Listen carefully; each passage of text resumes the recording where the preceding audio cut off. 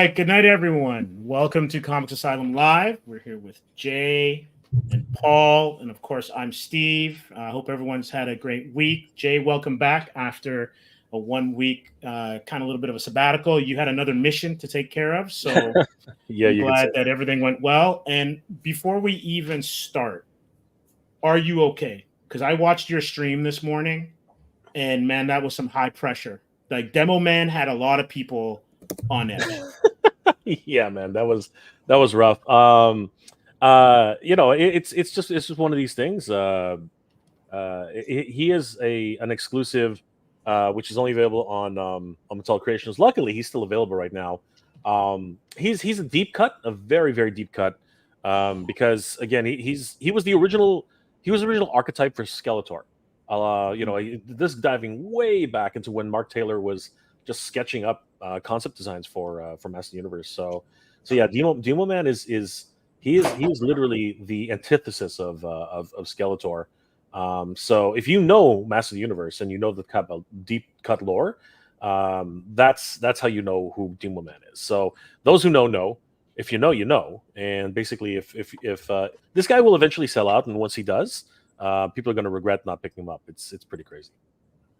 Wow, that's crazy. Bro, And so so go ahead, Paul. this came out recently. But today, Oh, Steve was talking about how we were trying to hunt down this figure, and if you want to, you know what, Steve, you want to just throw up this really quickly. That's him right there, Demo Man. So yeah, this guy, again, it's deep. It's a really really deep cut for Master Universe lore. But this guy was created by Mark Taylor back in 1983. Wow. As a actually, I think it was 1982 and 1983. He was a pitch character for Skeletor, and it didn't work out the way they thought it was going to work out. Obviously, the higher ups were like, "Nah, he's too scary. He looks way too frightened. Like you know how Skeletor has an actual bone face, right? But this guy, he looks like he has a rotten face, right? His face, his mandibles are starting to, everything about his it's like somebody threw acid in his face, right? And he was just a frightening character overall. So they thought it was just a bit too much for kids. So they said, okay, try again. And Skeletor eventually got made, and this guy was left on the cutting room floor. The lore behind him, of course, again, like I said, he is the original version of Skeletor, and eventually Mark Taylor figured out, okay, let's just do a skeleton with a big buff body, and the kids will probably be more safer to that. And yeah, that's how He-Man and Skeletor eventually got their personas. But yeah, Demo Man was eventually finally brought out as a Master Universe Classics character back in 2011, and after that, actually, it was more like 2009.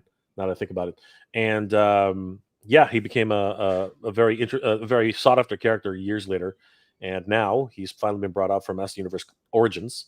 And yeah, so now today was the first day anyone could actually pick him up. And even though it says that they're still available, I can guarantee you probably by tomorrow or closer to the end of the week, he's going to be gone, and that'll be your only chance to get him. So yeah, it was with these exclusives, you got to be there, or you could, just like anything else, just with like rare comics or anything like that. If you're not there within the first 10 minutes, you're crap out of luck. So that's happened to us before. Like a whole bunch of different Motu characters have basically just gone now on Scalper Central right now. It's crazy. So we definitely did not want to miss out on this guy this morning. Wow, That's cool. And I'm just taking a look here that Alfredo Alcala. Yeah, Alfredo Alcala. Inspired, like I used to love his inks as a kid. Oh, yeah. Like absolutely phenomenal. And so I didn't realize that he was part of the design team for this character. Oh yeah.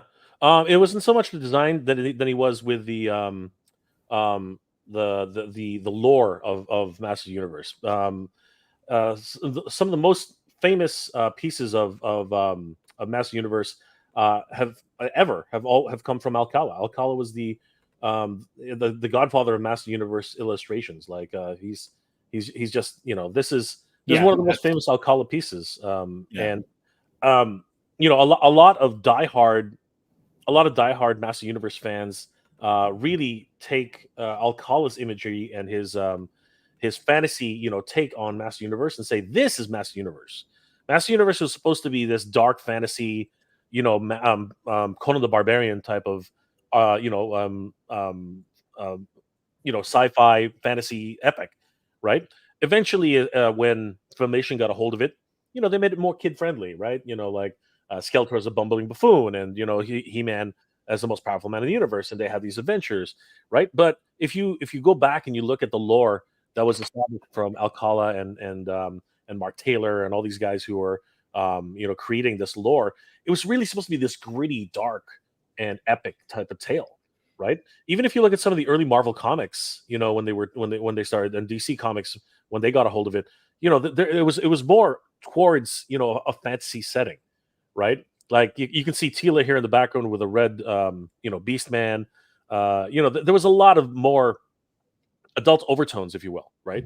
Whereas once Filmation got a hold of it, it became a very commercial, very kid-like, show, right? So that's So yeah, I mean, like a lot of people just really do feel that that Master Universe should have followed the Alcala archetypes and went with that, because again, the story was just so enthralling. But at the same time, there really was no comic book per se. The mini comics, they were more like singular story panels. You know what I mean? If you actually go back to the mini comics themselves, right?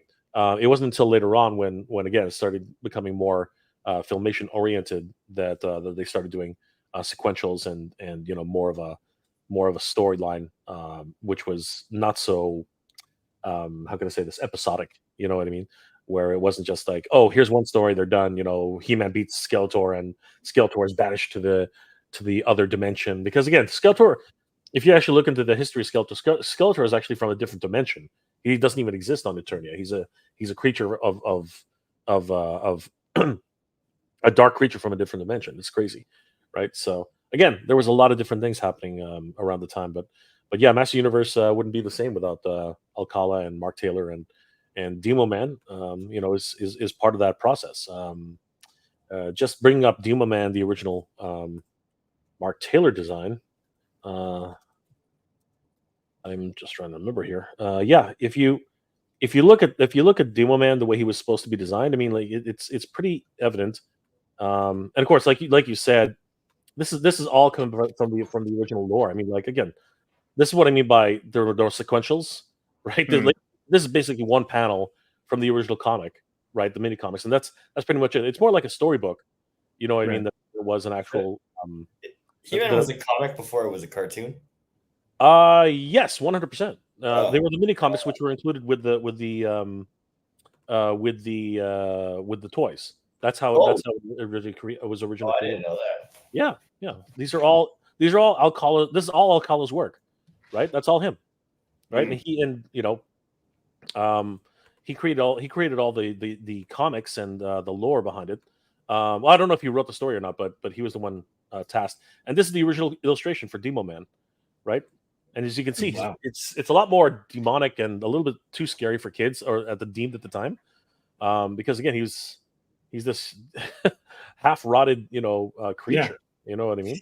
So this is definitely more something out of comic books than it is out of toys, right? Mm-hmm. And you can see this already. Sorry. Yeah, go ahead. There's already people reselling Demo Man figures. Yeah, of course they are. Of course they are. That's just the way it works. Strikes. that is just the way it works. Like Demo Man is for the classic, man. Like he's crazy. You know what? And because we've got a lot of people, let's get into some of the comments, because a lot of people are saying hello. So let's start. You know what? Let's start with Frankie, because Frankie was he was ready to go like a long time ago. So let's go, Frankie. Good to be here. He also says, "What's up, everyone? How you doing? Welcome."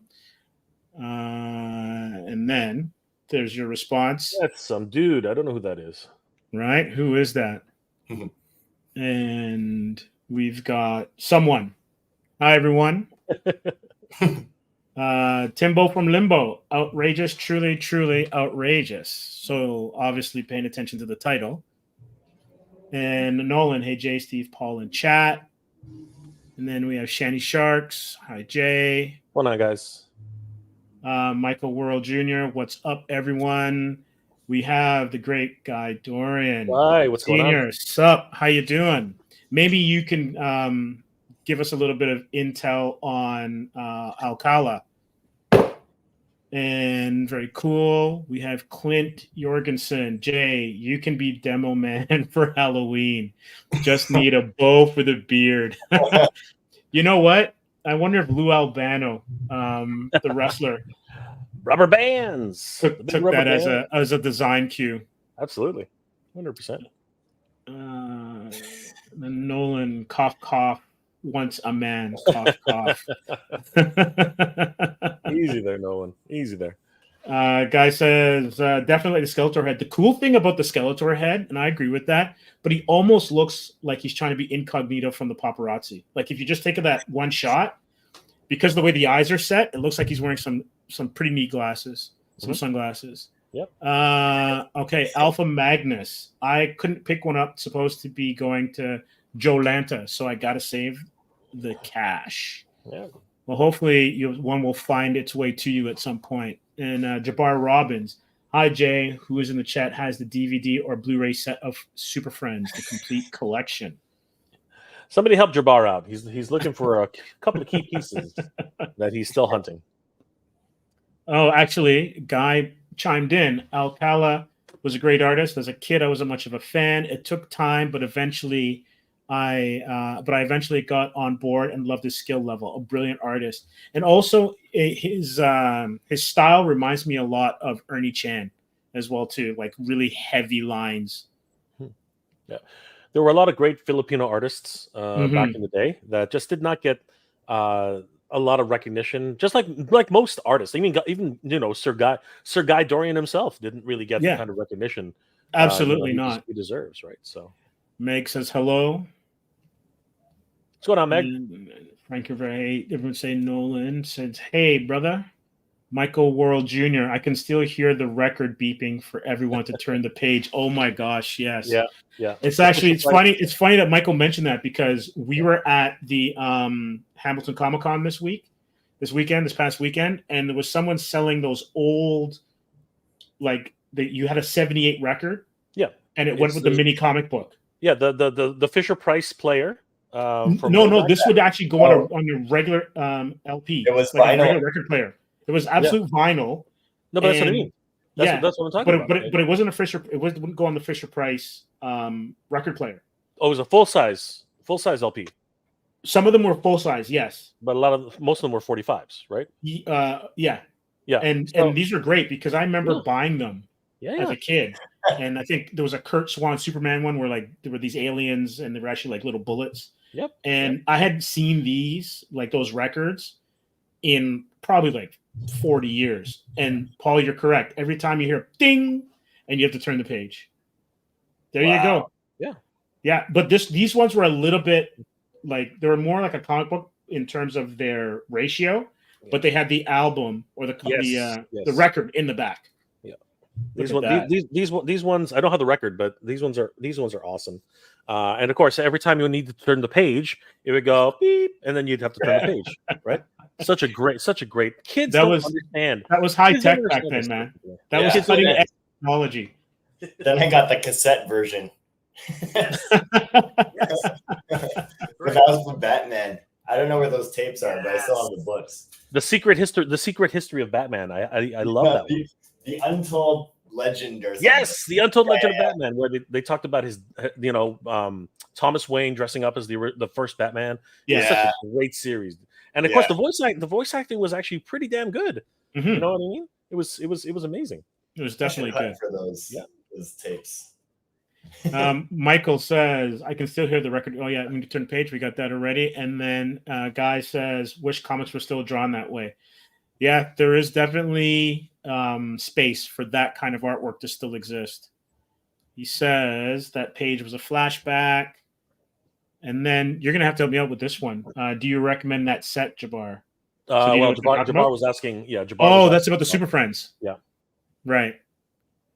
Guy Dorian Sr. Flashbacks were most usually done with a headshot of the character narrating and then sort of a montage to tell the rest with captions. Yeah, those are always good. little profile shot with memories going through the back of their mind or whatever. Kind of like this. This one's a really Yeah. good example of that, where you can see the two halves of the power sword, Mhm. right? And then Skeletor actually stepping between dimensions to Yes. retrieve the second half of the power sword, right? That's literally what it says here. This depicts the entire. So this is about as close to sequentials as any of these books got, because you can actually literally see the sequentials happening right here in this one fresco, right? And what you're supposed to do is you're supposed to read about it in the caption below. So yeah, a wonderful example of that right here. Yeah, definitely. Yeah, it's great art too. Yeah, we do have something on the Super Friends. TV was your chest may have the Super Friends. So okay, there you go. Thanks for that.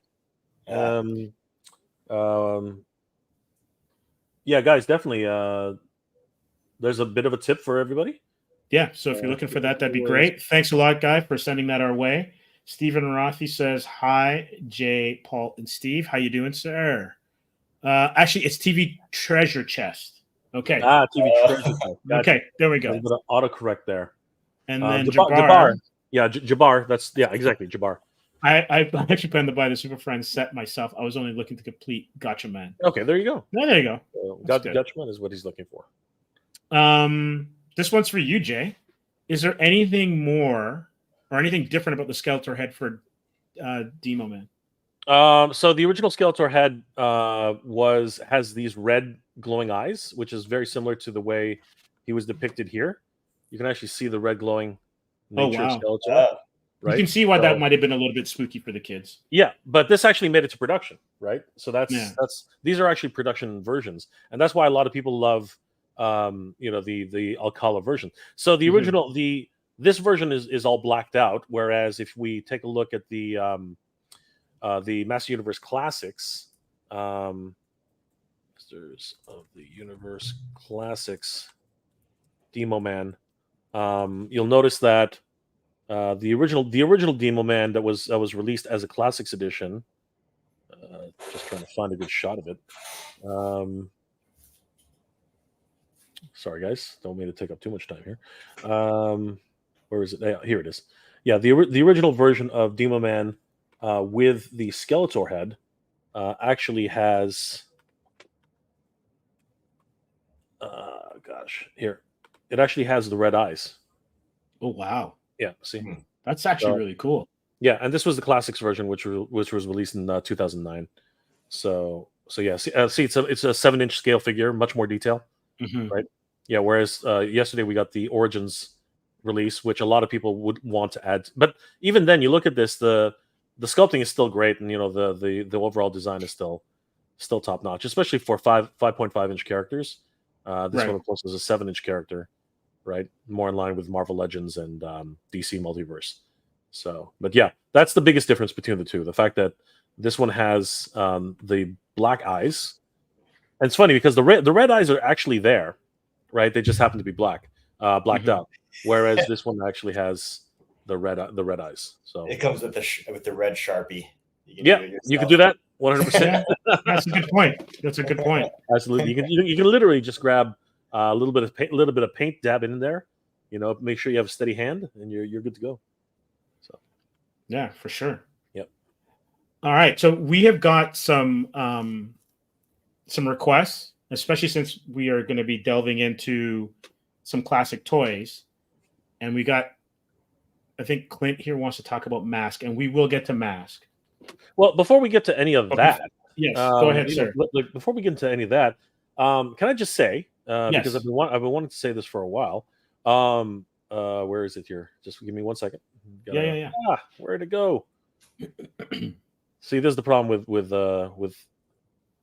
this situation. Give me 1 second. All right, so check this out, guys. First, I wanted to say huge congratulations to the Comix Asylum team. They broke through to just earlier today, and $1,776 of a $117 goal. Congratulations, Steve. Amazing. Thank you. 120% funded. So wow, 27 days to go. Let's get these guys well past their stretch goals, because this is awesome. What were your thoughts on this? We broke it in 30 hours. So that's crazy. Wow. So we're really, our backers, we owe everything to our backers. We have some superb backers. Atrium would not exist without them, and cannot say enough about them. Absolutely, man. Like, seriously, what an accomplishment. And you really are picking up steam in terms of, like, every Comic-Con you go to, like, you just came back from one, right? I keep seeing all the posts of excited fans, picking up their copies and going crazy over the artwork and the new and the direction that the story is going in.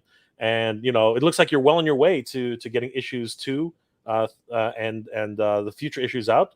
Hopefully we'll see some more great exclusives, and of course this cover is just ridiculous. Like that, I think.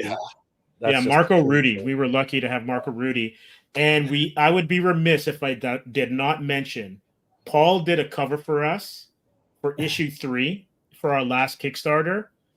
That is one of our hot sellers. It is a fantastic cover, and you know what? I'm gonna see if I can pull it up. It's beautiful, and it was from the previous one. And this is just an incredible campaign from the beginning. Like, the people are excited about this book, and everyone's sharing and recanting everything about it.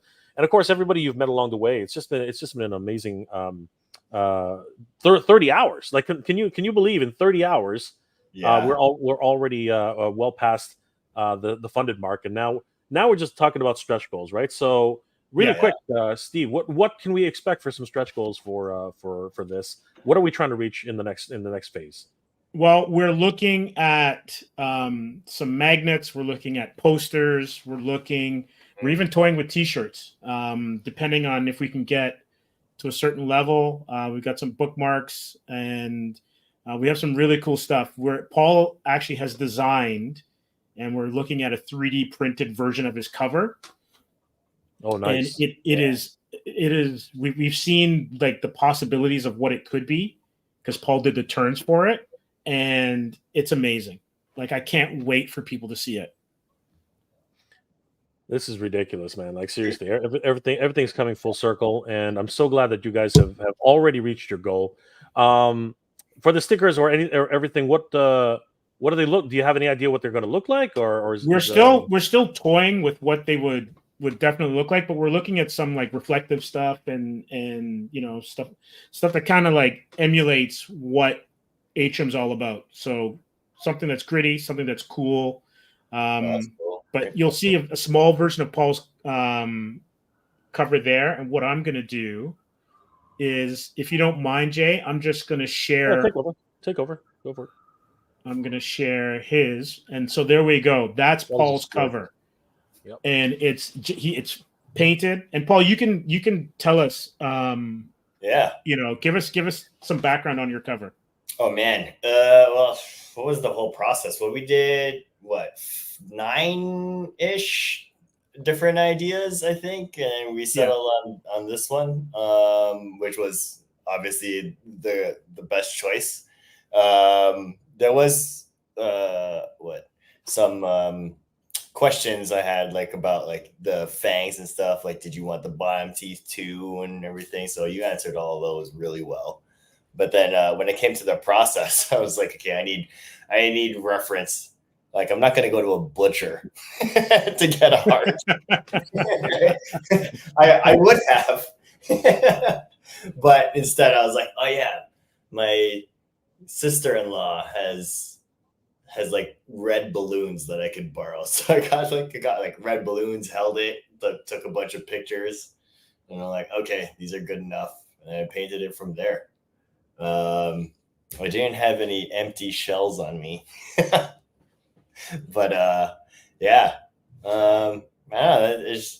that's all it is. Reference and paint. And that's not all it is. There's inspiration. There's just imagination. No AI can do this, man. AI doesn't know no AI.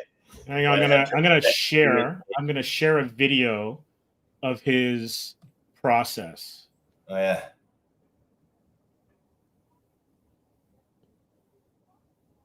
How long does this usually take, Paul? Like from start to finish? Like like you're Probably from start to finish. I can't remember. I want to say it should take no more than a week of like, I painted this and then back and forth, right?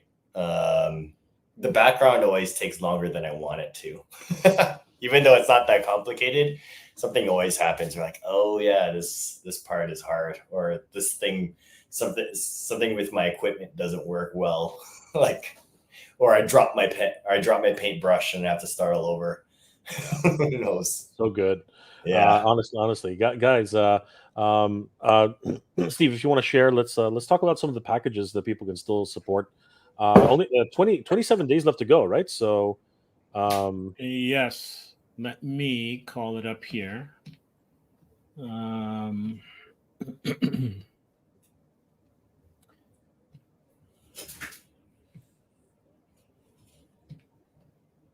So let me see here. We have got, let me make this a little bit smaller. So we got 27 days to go. We are doing a 30-day campaign. And so this is just thanking everyone for helping us out and getting us to where we are now. So we're going to have 2 covers for issue 4 and 2 for for issue 5. Sorry. So Lucas Filappi has done cover A and cover B. This is a painted version of cover B. He's working on cover A for issue 5, and then we have the Marco Rudy variant. And these are some of the preview pages. And we've actually had some characters that were drawn in for some of our backers. So that was kind of neat. And that's cool. Yeah, a lot of people really enjoyed being part of the action. And, he does a great job. Who wouldn't be? Yeah. Who doesn't And want he to be did a killed great off job with the art. Fantastic. Yeah. So this is cover A for 4. And this is, so you can get some digital copies in terms of issues A and B for issue 4. And then we have a package where you can get 4A and 4B digitally. You can then get them as the print version. And every print version that you get comes with a digital copy as well too. And then reward 6 is cover A for issue 5, which is still being worked on. And then we have the Marco Rudy variant B, and that comes with it. And then there's an issue 4 bundle where you get both issues of 4 for the print as well as the digital copy. The same thing happens for 5. And you get the digital copies. And then you have a 4 and 5 print bundle where you can get all the issues, and you'll get 4 and 5 as well digitally. And then if you've missed out from the beginning, you get a 1 to 5 print bundle. So you get every cover except for 2 low print run variants, which is a black and white version of issue 2 and a foil version of issue 3 cover B, where the blood is actually like a foil reflective material. And then you get all of the digital copies as well too.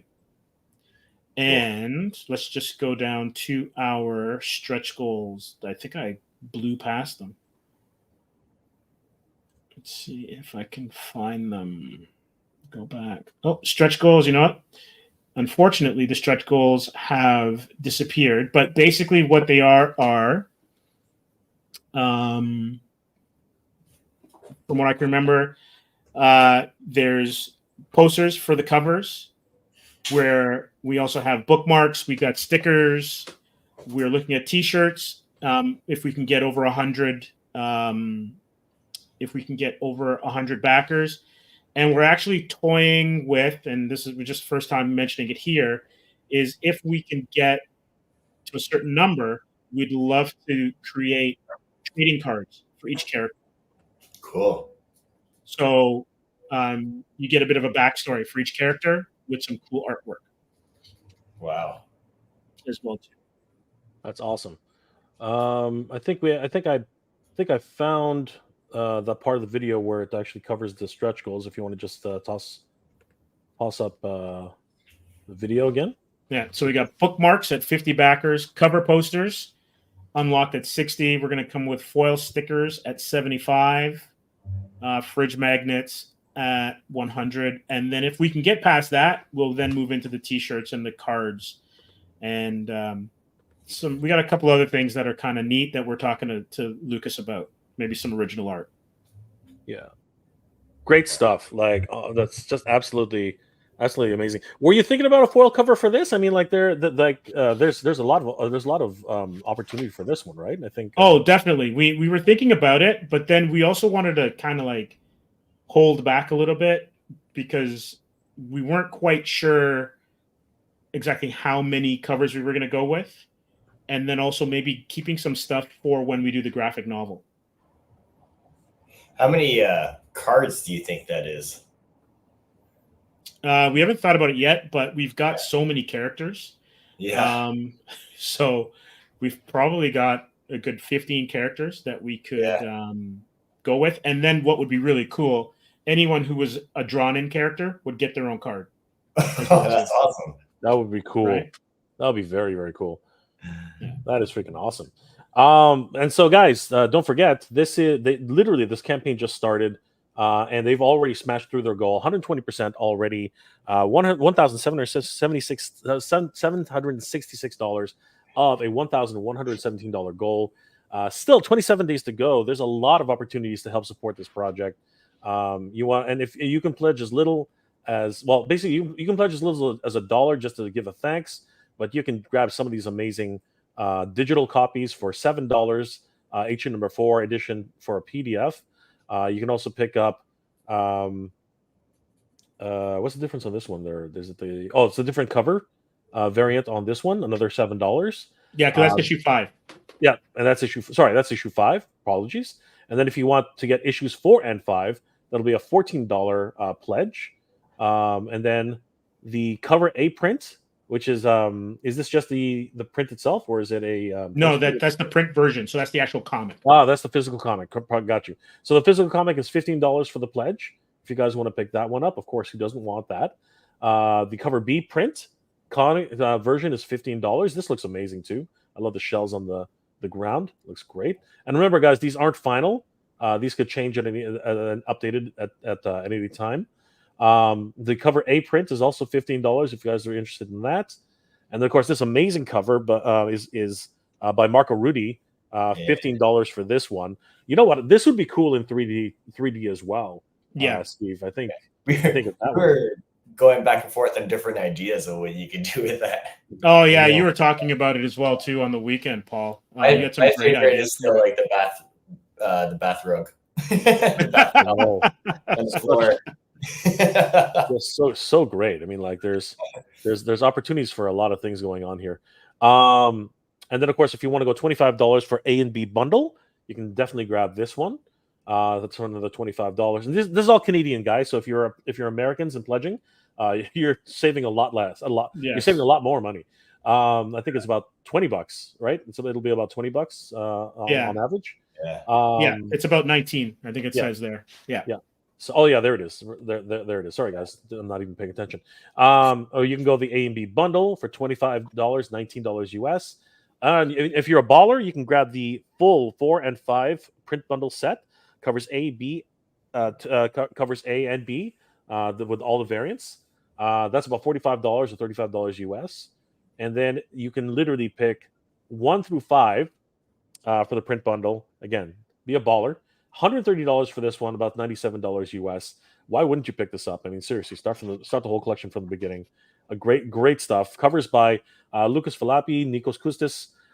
Lucas Falapi, Nikos Koustis again. I don't know why he's said that They're twice. so good. They're so good that they're twice. It's doing it twice. Vince Sunico, of course. Marvin Mariano, Raymond Bermans.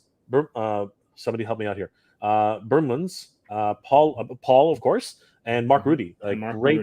Great artists all around. Marco Rudy. Apologies for that. So yeah, guys, this is the one. This is the one you want. You want the $130 bundle. I mean, seriously, all print. To add to your collection. And then, of course, eventually, hopefully soon, we'll start getting into the stretch goals, and people can start picking up their bookmarks, all of their stickers, all the collectibles. Guys, definitely, please support this. Take a look for Atrium on Kickstarter. They have 27 days to go. This is an amazing campaign so far. Congratulations to Comix Asylum Productions, guys. You guys are killing it, and keep this going, man. Like this Thank you. is awesome. Like, Yeah. Yeah, also love and that you're coming out with everyone's a part of it. Sorry, say it again. I love that you're coming out with 2 books at like, or the other time was 3, and this is 2. Well, we decided to do 2 because shipping is an issue when it comes to Kickstarters. Yeah. And it's different, like if you're doing a toy, or have a lot of like heavy lifting stuff. Yeah. And so you don't want to burn your backers, where essentially they're paying, $80 for shipping, and you're almost doing like 2x or 3x of what the comics cost, right? Over the span of 5 issues. So what we decided to do is to chunk the books together, and then that would allow not only for backers to save money on shipping, but then also it worked better for the story because every issue ends in a cliffhanger, and issue 3 has a really cool cliffhanger. Yeah. And then you don't have to wait for 4 to come out and then 5 to come out. You can get the story finished one time. Right. So basically, it's been about a year since we started everything. Yeah. And you're gonna get the full miniseries from start to finish. Yeah. In your hands from November to November. Yeah. And how complete are 4 and 5? So 4 is fully drawn and is fully lettered. And we're going to send them off to the colorist probably another couple of weeks. And Lucas is hard at work at 5. He's halfway done issue 5. And he's just putting the final touches on the last 10 or so pages. So good stuff. Our colorists are really, really quick. And so we're going to letter them before they're colored. And we're hoping for everyone to get them, by the end of November at the latest. Fast. So good. So good. Yeah. Again, congratulations, guys. Guys, please check out Atrium issues 1 through 5, an action horror thriller on Kickstarter. They've blown past their initial funding goal. Let's get them well past that and try to get some extra stretch goals in the process. A lot of exciting things happening in comics right now.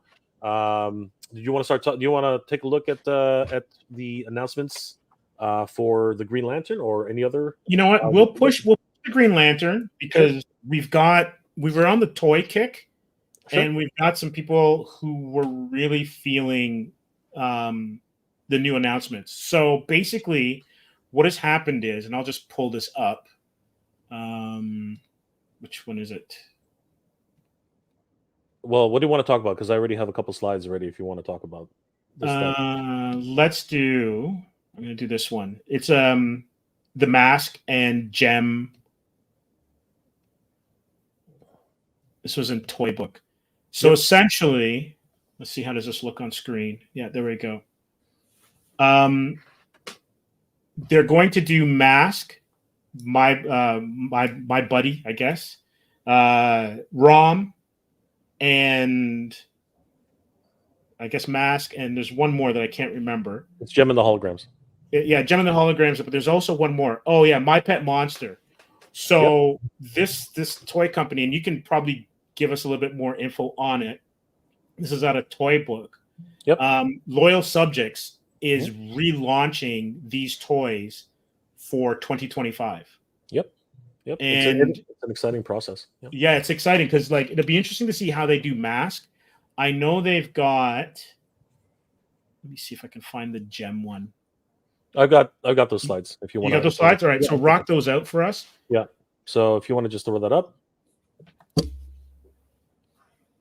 All right, so guys, all these images and the articles come courtesy of Toy Book on toybook.com. You guys can check them out, give them a subscription if you'd like. They have featured articles on everything toy related in the toy industry, some great insights, and of course, they have some amazing exclusive content. One of them being this brand new article from the Toy Book. You can read up on this article on toybook.com, and of course, this comes to us courtesy of the Todd father, James Zahn himself.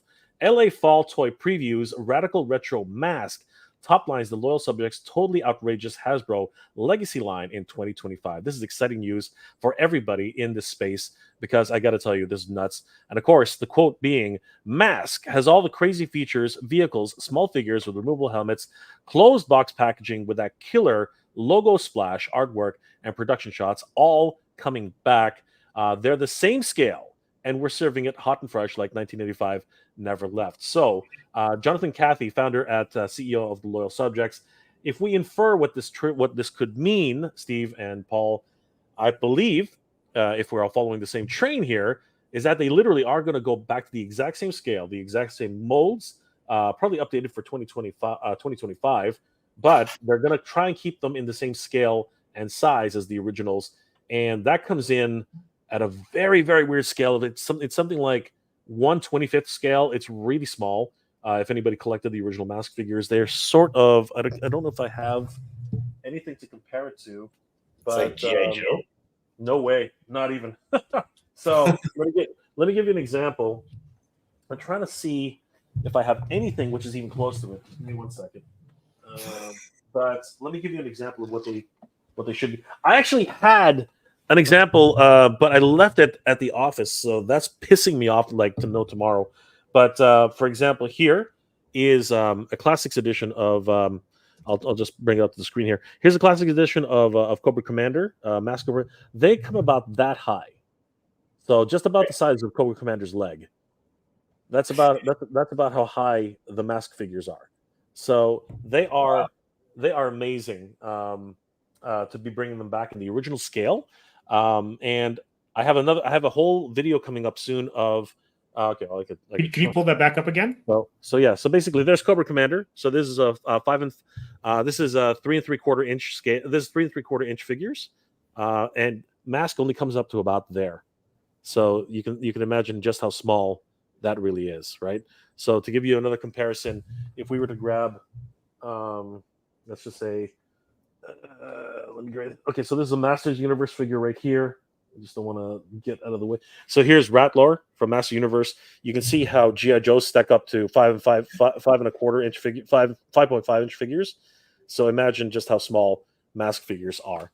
They were absolutely tiny, but they were fun characters to collect, and of course the vehicles themselves were the real kicker for that. But yeah, they are absolutely tiny. And of course, if we go through some more of the article, a lot of great things to take from this.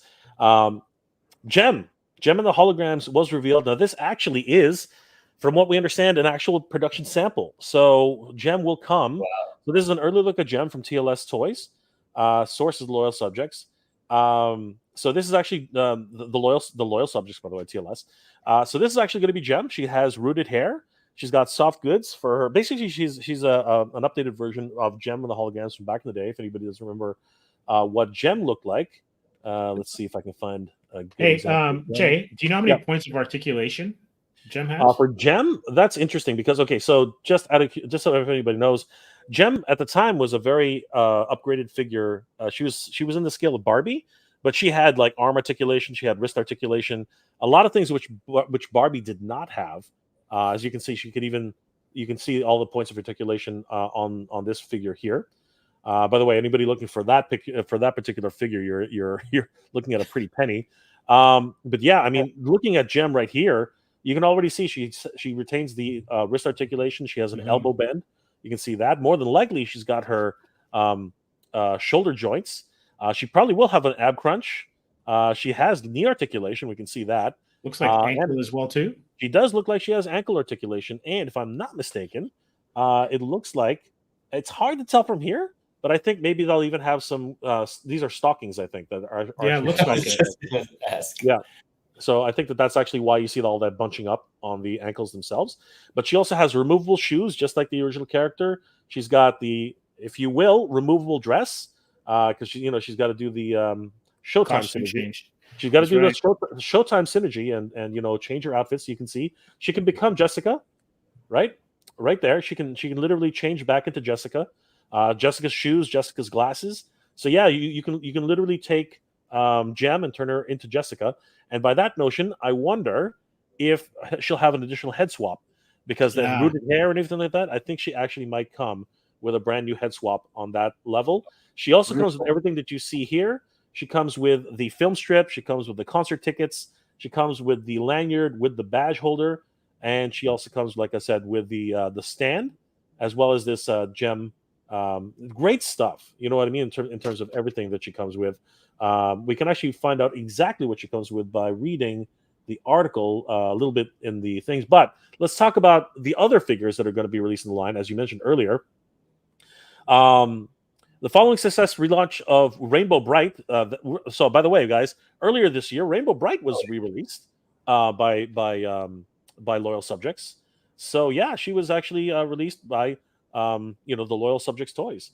So the that was original look. Yes, she did, and even Strawberry Shortcake. They brought them back as well. So they are. I think these are due to hit later this year. I can't remember exactly, but it was a. Yep, it was. Oh no, it was actually a fall 2023 line. I don't have any photos of that one, unfortunately, but we do have photos of the Strawberry Shortcake. We can bring those up a little later. But following up with this, they decided that it was a great success, that particular launch. As I said, Strawberry Shortcake. And the loyal subjects decided to ink a deal with Hasbro. So I was saying this earlier, guys. It looks like to me hell is starting to freeze over, because Hasbro is actually licensing out some of their properties, which a lot of people had considered dead in the water, and now bring them out to other companies to actually give it a rehash. I think that things are really starting to move in the toy space. This is ridiculous. They're going to be bringing back amazing lines from the past. My Buddy. Do you guys remember My Buddy? Best commercial ever. Yeah. The best commercial ever. My Buddy. This for those of you who do not know, you guys have to know. This was actually the archetype for Chucky. Yep. Chucky was born out of My Buddy. Yeah. Right? Oh yeah. Chucky was the whole brainchild behind. Sorry, My Buddy was the whole idea of. If you look at the stripes, look at all the colors. This, like, other than the crimson hair, the ginger hair, My Buddy is basically Chucky. So and there was the whole reason that came about. Even the packaging was somewhat similar in the overall design. And then, of course, great stuff like My Pet Monster. That was a wonderful property from back in the day. He could break off his chains. He had this whole cartoon behind him. Right. The Popples. Oh, my God. Do you guys I don't even remember the Popples. The Popples were awesome. Awesome little felt. Sorry, not felt. Soft goods figures. You could literally turn them inside out to make them into little balls. Okay. But they also had these arms and legs with soft goods hair. Great stuff. And I'll get to this one. But, of course, they do have M.A.S.K, which we're going to get to in a minute. But I think this one is Guy Dorian's really, really excited about this. ROM, the Space Knight. Now, this is interesting. This is very, very interesting, because if I'm remembering correctly, I got to double check on this. I think Marvel Legends also just announced a version of ROM, the Space Knight as well. So this is a very interesting little conundrum here. What are they going to be doing with ROM at the loyal subjects, and what are they going to be doing with ROM on Marvel Legends? That's a really interesting take. I don't know what to think about that. However, it should be noted that the loyal subjects also have the Teenage Mutant Ninja Turtles license, which, again, TMNT is a crazy property. Everybody and their mother has their hands on TMNT right now. Super 7 is doing TMNT. Loyal Subjects is doing TMNT. Mattel is doing TMNT with Masters of the Universe. NECA is doing TMNT. Everybody, literally, I'm not even joking. Everybody, the original creators of the TMNT toy line, Playmates, is doing multiple lines on TMNT. TMNT is the gift that keeps on giving. It just does not stop. So it's interesting that one has spread across so many different toy companies. And I'm wondering if Hasbro is and Marvel, by that notion, if they're both thinking along the same lines, and starting to spread the property around to different places. But yeah, there's a lot of things happening in the toy space. Crazy things. And if you guys know anything about toy space, toy companies do not play well with each other. So when they announced partnerships with Mattel earlier last year, I literally said that hell is freezing over. and now doing more deals with smaller companies like the Loyal Subjects. I swear to God, hell is like an ice block right now. I don't understand how this is happening. But if I hazard a guess, I would have to say that toys are becoming very, very expensive to manufacture, and I think that everyone's looking for a slice of the pie. And I think that to diversify their portfolio, Hasbro is basically giving other smaller companies a chance, where they basically have, for the most part, dropped these properties for the last few decades, and now people seem to have some sort of vested, renewed interest. Nostalgia seems to be the biggest driving factor on this, and the Loyal Subjects have proven that Strawberry Shortcake and Rainbow Bright have already given a lot of nostalgia back to a lot of collectors, and now they want to roll the dice on some properties which a lot of people have been asking for, and I think they're finally giving. I'm waiting for Stretch Armstrong Yes. I'm waiting for Stretch Armstrong, but Jay, I wanted one when I was a kid. Now I have money. that's the key, right? Yeah. That is the key. That is the big key. And Jay, that's question: Do you think that especially with TMNT, that by giving different waves to different companies, it allows them to put all the waves out, and it kind of like spreads out the cost that they'd have to bear as one company making all of these toys? There's the key, right? So I think that what you bring up a very good point. I'm thinking that Hasbro and Mattel, I'm gonna dip into both sides of the pond here. I think Hasbro and Mattel have started to realize that they still have legacy properties which still hold a lot of weight. I am waiting for somebody, because Mattel's already been doing this. I'll answer your first question, then I'm going to introduce something different, which I think people are going to lose their minds once I mention it. But I think that what's happened is, for the most part, properties like Centurions, properties like M.A.S.K, properties like Brave Star, properties like the Filmation Ghostbusters. You know what I mean? Like properties which a lot of people have. Black Star. You know what I mean? Like a lot of these properties which a lot of people have forgotten about, or have in the recesses of their minds. All of a sudden, you flash it towards them, and they're like, "Oh my god, this is crazy! I would love to see a character like that."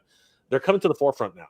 We're seeing Fire and Ice characters come out of nowhere. Ralph Bakshi, you know what I mean? We're seeing again the Conan figures coming to the forefront.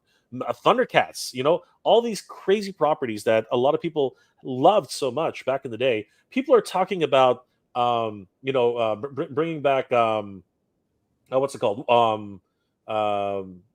God, some of the great Hanna-Barbera properties from back in the day, like Herculoids and stuff like that. The Herculoids, Space Ghost making another comeback. You know what I mean? Well, Space Ghost. Incidentally, the comic is being put out right now, and it's doing really well. So I can see a toy line coming back. Another toy line, because remember, they had a toy line released when they were doing the Space Ghost talk show. The talk show late night back then. But a lot of people are talking about Thunder the Barbarian. Thunder the Barbarian. Oh my! Thunder the Barbarian. Galtar. Yeah, people are talking about what's it called? So many different properties from back in the day, right? Captain Caveman. Like Scooby Doo is making a huge resurgence right now. NECA just released a line of Sesame Street action figures. Like things are moving in directions which a lot of people just did not think of. And to actually directly answer your question, Steve, I think that their overall reach and their portfolio, they're literally saying, both Mattel and Hasbro and all these big Fortune 500 companies, billion-dollar companies, are saying, you know what? We've been sitting on these properties for decades. They're not making us any money now. Why don't we just give somebody else a chance? Because we're comfortable where we are. We're doing Marvel Legends. We're doing Star Wars. We're doing G.I. Joe. Hell, these properties, everyone seems to be asking us make them, but we can't invest cycles into this, because we just don't see our market. We have to make, in order for these things to sell for us, we need to run 20,000, 30,000 and get them into Walmart, get them into Target, get them into wherever, and we just can't see that with these smaller lines. So you know what? These other companies, they seem to be able to be doing magic with Teenage Mutant Ninja Turtles and these other freaking properties. Let's give it. Why not? Why not just make some? Just literally, I'll license it. We take like for every figure you sell, we get 5% or whatever the heck it is, right? And then basically you go on, you make whatever little money you can, and we'll just sit back and just rake the money in. I mean, it makes the perfect sense in terms of whether or not they can get all the lines in. It's already happening, right? We have the IDW Comics version coming straight out of these guys. Loyal Subjects actually is doing the IDW versions of the TMNT, right? Whereas the cartoon versions have gone to NECA. The Playmates, the Playmates editions, they're making their own. They keep bringing them out every 5 or 10 years. They just keep bringing out those classic figures. They just tried to do fully articulated figures, much like Master Universe Origins, which did not do as well as they were expecting. And then you have what's it called, Super 7, who's doing updated versions, more adult size versions, 7-inch figures of the Playmates inspired versions, which people are just losing their minds over. And then you have Master Universe now crossing over with Teenage Mutant Ninja Turtles and doing their thing. It's literally anything goes right now in the toy space, right? So a lot of people are anticipating that Brave Star will eventually come back, right? That hopefully, and a lot of us are crossing our fingers that Black Star will eventually show up. There's a lot of people.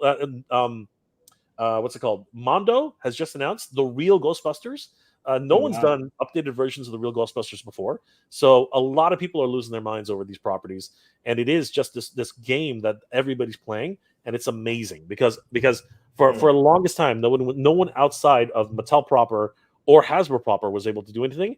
Now you're seeing Hasbro figures show up as 1/6 scale action figures from companies like 3-0.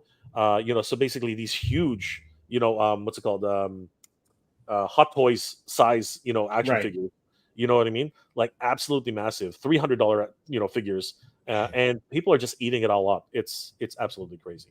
So are they going to be doing the vehicles for M.A.S.K as well too? That is the plan. If you look here and you literally just say it, right? They can't sell.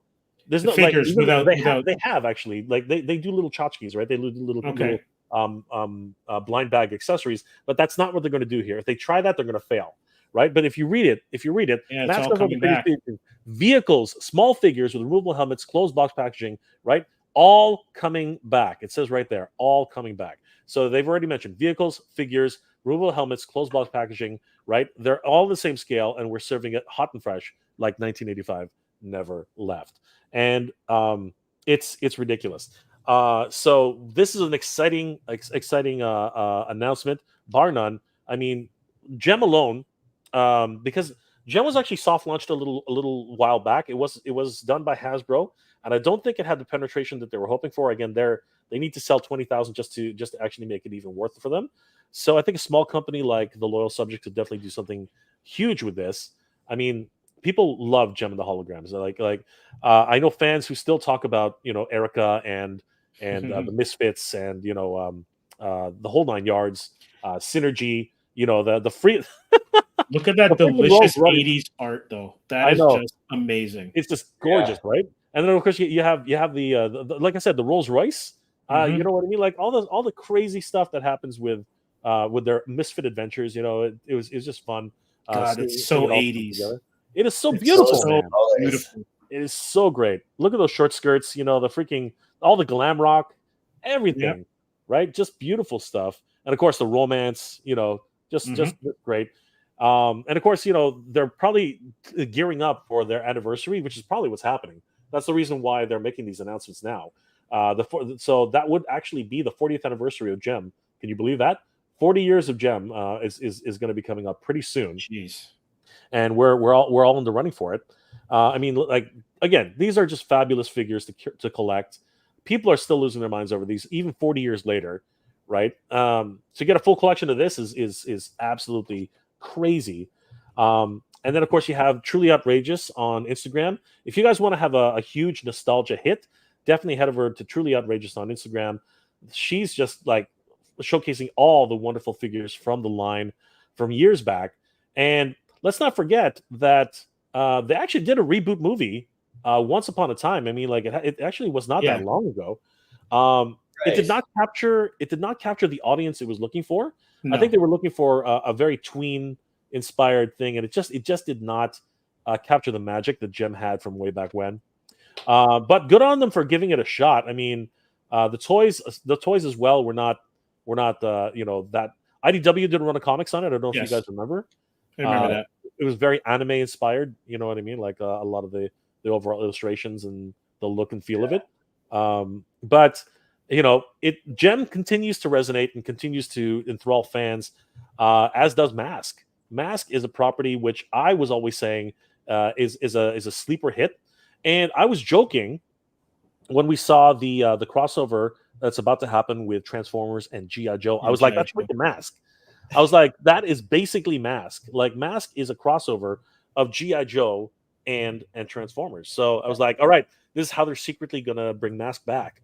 But it looks like that's not the plan anymore. It looks like they're actually going to go full throttle and release M.A.S.K in a much more open way. And it's not like these guys haven't been doing. IDW did a run of M.A.S.K comics, so did a whole bunch of different other publishers. So yeah, there's a lot of juice in the tank for M.A.S.K. Things are getting very, very exciting, guys. As a matter of fact, I'll be releasing a video later this year. Sorry, not this year. Later this in the next couple of weeks for Titan Toys, and I basically cover. Let me just give you guys a really quick sneak peek of what I'm talking about. So let me just get. So check this out, everybody. A year ago, a company called Ramen Toy, who you guys are probably familiar with, has done a whole line of toys related to M.A.S.K, and I am doing an entire review on their Machina line. They're calling it man, Machina, right? And love it. And yeah, and basically, I got a wonderful chance to take a look at their brand new Red Gullwing action set. Now, this is not probably very, very soon. This will be very rare and hard to get, but this is a brand new from the ground up version of the Thunderhawk. For any M.A.S.K fans out there, and I do a full unboxing and a full review of the actual figure set itself, along with the actual Thunderhawk, or in this case they call it the Red Gullwing. And this thing is actually way I think it's about 2 inches longer than the Thunderhawk, because it's brand new tooling, brand new sculpt, everything. Even Matt Tracker, the pilot, and you can see the Goodyear tires there, the chromed out wheels, right? This is beautiful, and it has all. It's still available on sale right now at TitanToys.com if anybody's interested. They still have a couple of sets left, so you guys should definitely take a look at that. But if you want to take a look, it does all the action features. I mean, there it is. Let me see if I can do a really quick deployment here. But you can see it actually transforms the way it was meant to. It's running really, really slow because I'm actually streaming this off another. There you go. There he is. See how the you just basically, so it goes from its Trans Am mode, and then you just click on the button, and the wings come up. It was cold in the room, so I had to do it again. But basically, yeah, the wings themselves just pop right up on command, and that's one of the biggest things about the vintage versions. Half of them can't even do any of the transformations anymore because the springs have degraded. Everything about it. So here it is. You can see it's just every single time on command. You keep. I just keep clicking it, and then we have the special features here on the back. As you can see here, all you have to do is press the mechanism at the back, and the spoiler lifts up and shows the thrusters underneath. Just so much fun with these upgraded versions of the vintage toys. And then of course it has its secret bomb bay doors. But there you see Matt Tracker. He is tiny. All right, he is so he's about the same size as the original figure. So if you look at the size of my thumb, he is literally tiny. That's huge. He is literally tiny. Now check this out. I just wanted to get it to look at the interior. Like look at the wonderful prints on the inside. That's definitely something that Tesla. It is exactly. It's got 2 screens, just better than a Tesla. It's way better than Tesla. It's even got the emergency red button. Do not touch the emergency red button. You don't want to be doing that. That's the ejector seat button. But yeah, it's just a wonderful set. It even has seat belts to secure the figures inside. Here are the Bombay doors. What? Nice. Yeah. Nice. And you just lift up the lever, and look, it's got two missiles at the bottom. And then if you use them, if we give it a shot, open up the doors. Come on, Jay, you can do it. And boom, they drop right out. So That's pretty cool. It is. And then we'll just take a quick look at there he is. Look how small this figure is. He is absolutely tiny. Okay, maybe he's bigger than that leg, but he's really small. Like they are absolutely tiny figures. A lot more articulation on this one with the Ramen Toy version, as the original version that's included with the M.A.S.K toys. It only has 5 POA. Like his upper legs move, his shoulders move, and his head does not move. Actually, so there's not much articulation in the original figures at all. This one comes with like at least 7 to 9 POA parts of articulation. So points of articulation. So he's much more articulate than the other versions that are going to become, unfortunately, than the other versions that are going to be coming out from the loyal subjects, because the loyal subjects are definitely going a version which is almost identical to the original 80s version, which again, for nostalgia's sake, that's great. But at the end of the day, I would have hoped that they would have updated much of the molding, pretty much what Ramen Toy is doing right here, because this is from the ground up a brand new action set, and there was a lot of time and research and development that was put into this version. But it is an amazing opportunity, and bar none, that M.A.S.K, guys, is coming back along with Jem and the Holograms, and the loyal subjects cannot be underestimated in this sense, because again, they're doing some crazy stuff. My buddy, so many other features that are figures, including what was that? ROM. So yeah, let's. What are your thoughts about ROM, guys? Like that really is a surprise for a lot of people. I mean, coming literally out of nowhere. ROM the Space Knight, fascinating. Yeah, it's almost like there's a push for that particular brand, because they like the push for the comics. Marvel is printing the books that they were doing back in the 80s. And we then spoke to Guy not too long ago about the one that he was doing with IDW. So, it's really interesting that particular brand is still kicking and going strong. I have a soft spot for that. I love that book back in the day. Yeah, me too. I mean, like Paul, you remember ROM? Let me just finish Googling it. Showing my age big time. It's like I'm reading it like, oh, like as if 85 is back. Like that's when I was born. Yeah.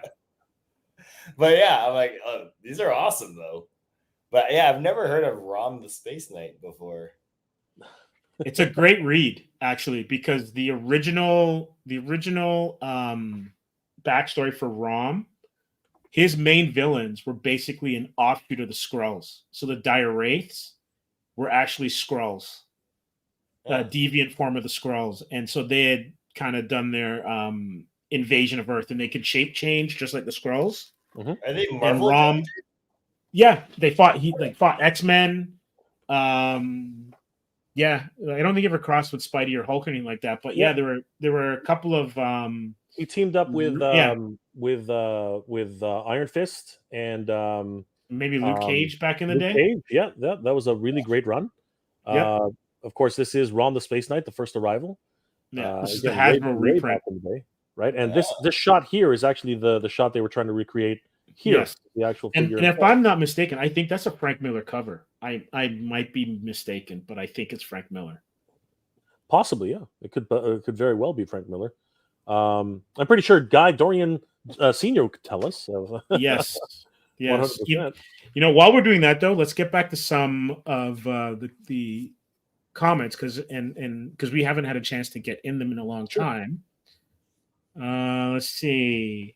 The M.A.S.K figures were about 2 inches. Yeah, that's from Michael. Wow. I like that they're sticking to the original scale. Speaking of Guy, off subject, but had to share. My wife got a bag of figures from a yard sale last weekend. They were selling each bag for $1. It was a Wonder Bread No way. E-Man in Screw near up. mint No, you are condition. lying. You are lying, guy. That cannot Wow. be. That cannot be. There's no Wow. freaking holy crap. That's $2,000 in a dollar bag. pretty good. No freaking way. That's pretty good. $2,000. Oh my god. So Lucky. Frankie says She's a keeper. She's a keeper guy. Absolutely. She's a keeper. You got to keep that one happy, man. My sister had Jem and Popples and Rainbow Bright and Strawberry Shortcake. So your sister had the entire run. Your sister's awesome. I hope Jabbar says, I hope they'll make Gloria Baker and Shark. Okay, so fun fact. If we head over to really quickly on that one, if we head over to ramentoy.com, if we go to ramentoy.com, if we head over to ramentoy.com, guys, I do believe they are. As a matter of fact, there she is. There's Gloria Baker and the Great White. So this was announced a while back, and they are still moving forward with their plans for the Machina Labs Great White. So if you haven't pre-ordered this yet, guys, you got to get on it, because once this run is completed, they're probably not gonna do it again for a while. $170 USD for the Great White, and again, this is a vehicle which was never ever produced for M.A.S.K back in the day. So guys, definitely get over to Ramen Toy or Titan Toys for Canadians, and definitely reserve your version of the Great White. I'm looking for the there. Let's go to Machina Ritz now. See if anything. Yeah, the Gull Wing is back on pre-order. So if anybody's interested in the Gull Wing, nope, it's sold out actually. So yeah, guys, the Gull Wing is sold out. So for obvious reasons, I'm not gonna get too far into that, but the Gull Wing is sold out. I will say though, if you go to TitanToys.com and you do a search for Gull Wing or even for Ramen Toy, but in this case, I'm going to go Machina. If you go do a search for Machina, you will find that the Red Gull Wing is available for pre-order. Actually, they're in stock. Sorry, my apologies. The Red Gull Wing is in stock right now, $182 USD. So you can pick them up. They have stock right now. So guys, don't sleep on that. It's available right now, and they are taking pre-orders for the Great White, and I guess you could just go ahead and say Gloria Baker. So guys, definitely don't sleep on that one. But same thing. If you guys want to get in early on the Red Gull Wing, head over to Titan Toys. And if you want to pick up the Great White, also head over to Titan Toys right now. They have payment plans with Cecil, and of course they have other options and ship worldwide. And if you spend $250 or more so if you basically you buy the Red Gull Wing and the Great White, you can get free shipping within Canada and the United States. So I just wanted to put that out there. But yeah. Sweet. So thanks for the question. Who was it that asked the question just now? That was Jabbar. Okay, thanks, Jabbar. So best of luck, man. Nolan says hopefully they're doing the Misfits. Oh, they have to. They have to do the Misfits. Yeah. If they don't do the Misfits, that'd be a shame. Michael Worrell says, wait, wife's in the room. I'm already buying her My Little Pony. Need to leave this video conference to another room. Let her buy it. What the heck? BD Bonsai, late to join, but I'm super stoked for the return of M.A.S.K Toys. Thanks, Jay, for sharing the news. You're more than welcome. Jem's earring would glow. That would be a neat. That would be cool. Sorry, go ahead. No, if it would actually do that, that would be amazing. That would be incredible. I wonder if there's any plans to do a Taylor Swift Jem movie. Oh, I'm pretty sure. I'm pretty sure they would be down for that. But she's way too expensive, man. Oh yeah, Jem was a great cartoon. How is everything, guys? Things Carlos are great. Good to see Carlos, the Badass Reviews, guys. If you haven't already subscribed to the Badass Reviews, Meg says Showtime Synergy. That's Showtime Synergy. Guy Dorian says that's a well done Jem figure. Agreed. Again, Frankie, with the original Jem earrings would glow with batteries. I wonder if this one will. Addy Boy, My Pet Monster 2. Yep. Nolan, haha, I remember Rainbow Bright. Okay, hold on a second. Mega J Retro. Jem becomes Jerica Benton, not Jessica. That's right. That's right. Yeah. See, Thank you it was for Jessica, it was Miffy Jerica, Dolphin. Thank you for that. I was close. I was close. Mega singing "My Buddy and Me." That was Yeah. so. Paul, I don't know if you know that jingle, but man, it was My an buddy earworm. and me. You could not get it out of your head, man. Yeah. Impossible. Impossible. Michael Worrell Jr., Chucky. Guy That's right. Dorian agrees. Definitely where Chucky came from. And then Addu Dumbala, give me the power, I beg of you. And then Guy says, yeah, Rom, Meg. I'm so getting Jem. They'll be doing the Holograms, Misfits, Rio, and Raymond. Which one was Raymond the boyfriend, or was it Rio? Raymond was the manager of the Misfits. The manager, that's it. Yeah, and Rio was the love interest of both the Misfits and of Jerica, and Right. of Jem, which was the problem. Right? there was a lot of adult theming in Jem of the Holograms as well. It was crazy. Nolan, I vaguely remember Rom. Guy Dorian Sr. I had no idea both companies were doing Rom. Badass reviews. Marvel Legends already announced him indeed.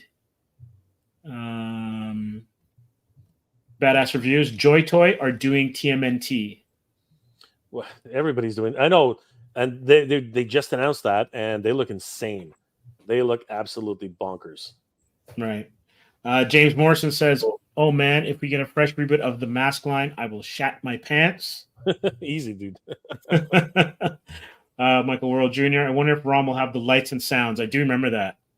I don't think so. At least not the Marvel Legends edition, but you never know. The version that the version Loyal Subjects are going to be coming out with, we don't know that yet, right? So maybe we'll be lucky. Yeah, because I remember the original ROM was basically there was no articulation. It kind of reminded me of the Energized Spider-Man that used to gigantic have that winch that would then have it go up. Yep. Yeah, he was kind of like the Marvel, the big huge Marvel superheroes that are out right now. The 6-inch, the 12-inch figures right now. It's kind of like that. At Meg, I want the Starlight Girls, Bonnie, Chrissy, Ashley, etc. Synergy holograms, including Rio, etc. Meg, Nolan says hi, Mythic Dolphin. At Nolan, Rom has been making a comeback over the last 8 years. I think we may get a movie a few years from now. That would be interesting. That would be awesome. That would be really interesting. I think it lends itself really, really well to a film. What does ROM stand for? Read Only Memory. Yeah, I think it was just his name. Oh, really? From what I remember. It's his name. Royal Ontario Museum. Yeah, Royal Ontario Museum. Read Only Memory. Yeah, nostalgia. Michael says maybe pay $20 for Batman cereal and $50 for a 1986 Sears Wish book. This one's for you, Paul. I had the red villain from Stretch Armstrong. Oh yeah. Yeah, I remember those commercials. What character? Yep. Yeah. The badass reviews. There's a toy line doing Stretch Armstrong now. Yeah, he's really small though. I don't like it. Well, yeah. I hope someone will make an updated version of the Inhumanoids. I haven't heard that in a long time. Oh my god, that would be That's sick. been forever since I heard that. Those are big figures, man. Those were like 20-inch figures. They were huge because the actual action figures were like Toy Biz size Marvel characters. They were like 5.5-inch figures, right? Yeah, 5 3/4 something like that. Yeah, but the Inhumanoids, they're like 20. They were like huge. They were these gigantic beasts. They were massive. Yeah, were they around the same size as the Shogun Warriors and the around that? Yeah, well, I think no, they were smaller than that. They were smaller than Shogun Warriors. They were smaller than Shogun Warriors. They were more like 12. Sorry, I say 20 inches, but I'm thinking more like 15 inches. They were 15. Massive. Yeah, 15, 17 inches. Yeah, 15 inches. Yeah, they were massive. They were huge. Guy Dorian says a movie would be pretty awesome. Hopefully it comes to light. Yep, fingers crossed. Visionaries, says Michael, would be good if they released it. Yeah, you guys are bringing all the nostalgia up. But you know what? I think Visionaries is tough. Holograms, like those holograms they had behind Visa cards. They're not cheap, man. Those things are really expensive. So, that would be you'd have to have somebody who's brave enough to take on that one. That's crazy. Definitely. Hien says, "Is that Cabbage Patch Kids?" Hi, Jay. No, dude, that's it's Popples and my buddy. That's my buddy. Yeah, my buddy. Jason's Electric, Inspector Gadget.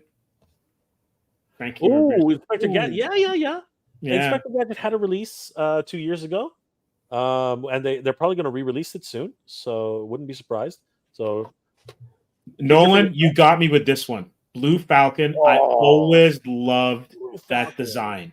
Yeah, that design. It had like a little bit of the top kind of design elements, as well as a little bit of G-Force, as well too, or Gotcha Man. Yep, loved that design as a kid. What was the dog's name? Wonder Mud or something?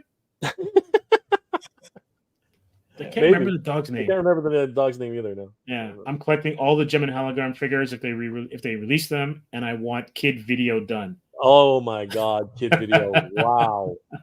Burger King? No, that's Burger King. That's BK. That's the BK Kid. Yeah, that's the difference. There's the BK Kid, and then there's Kid Video. Yeah.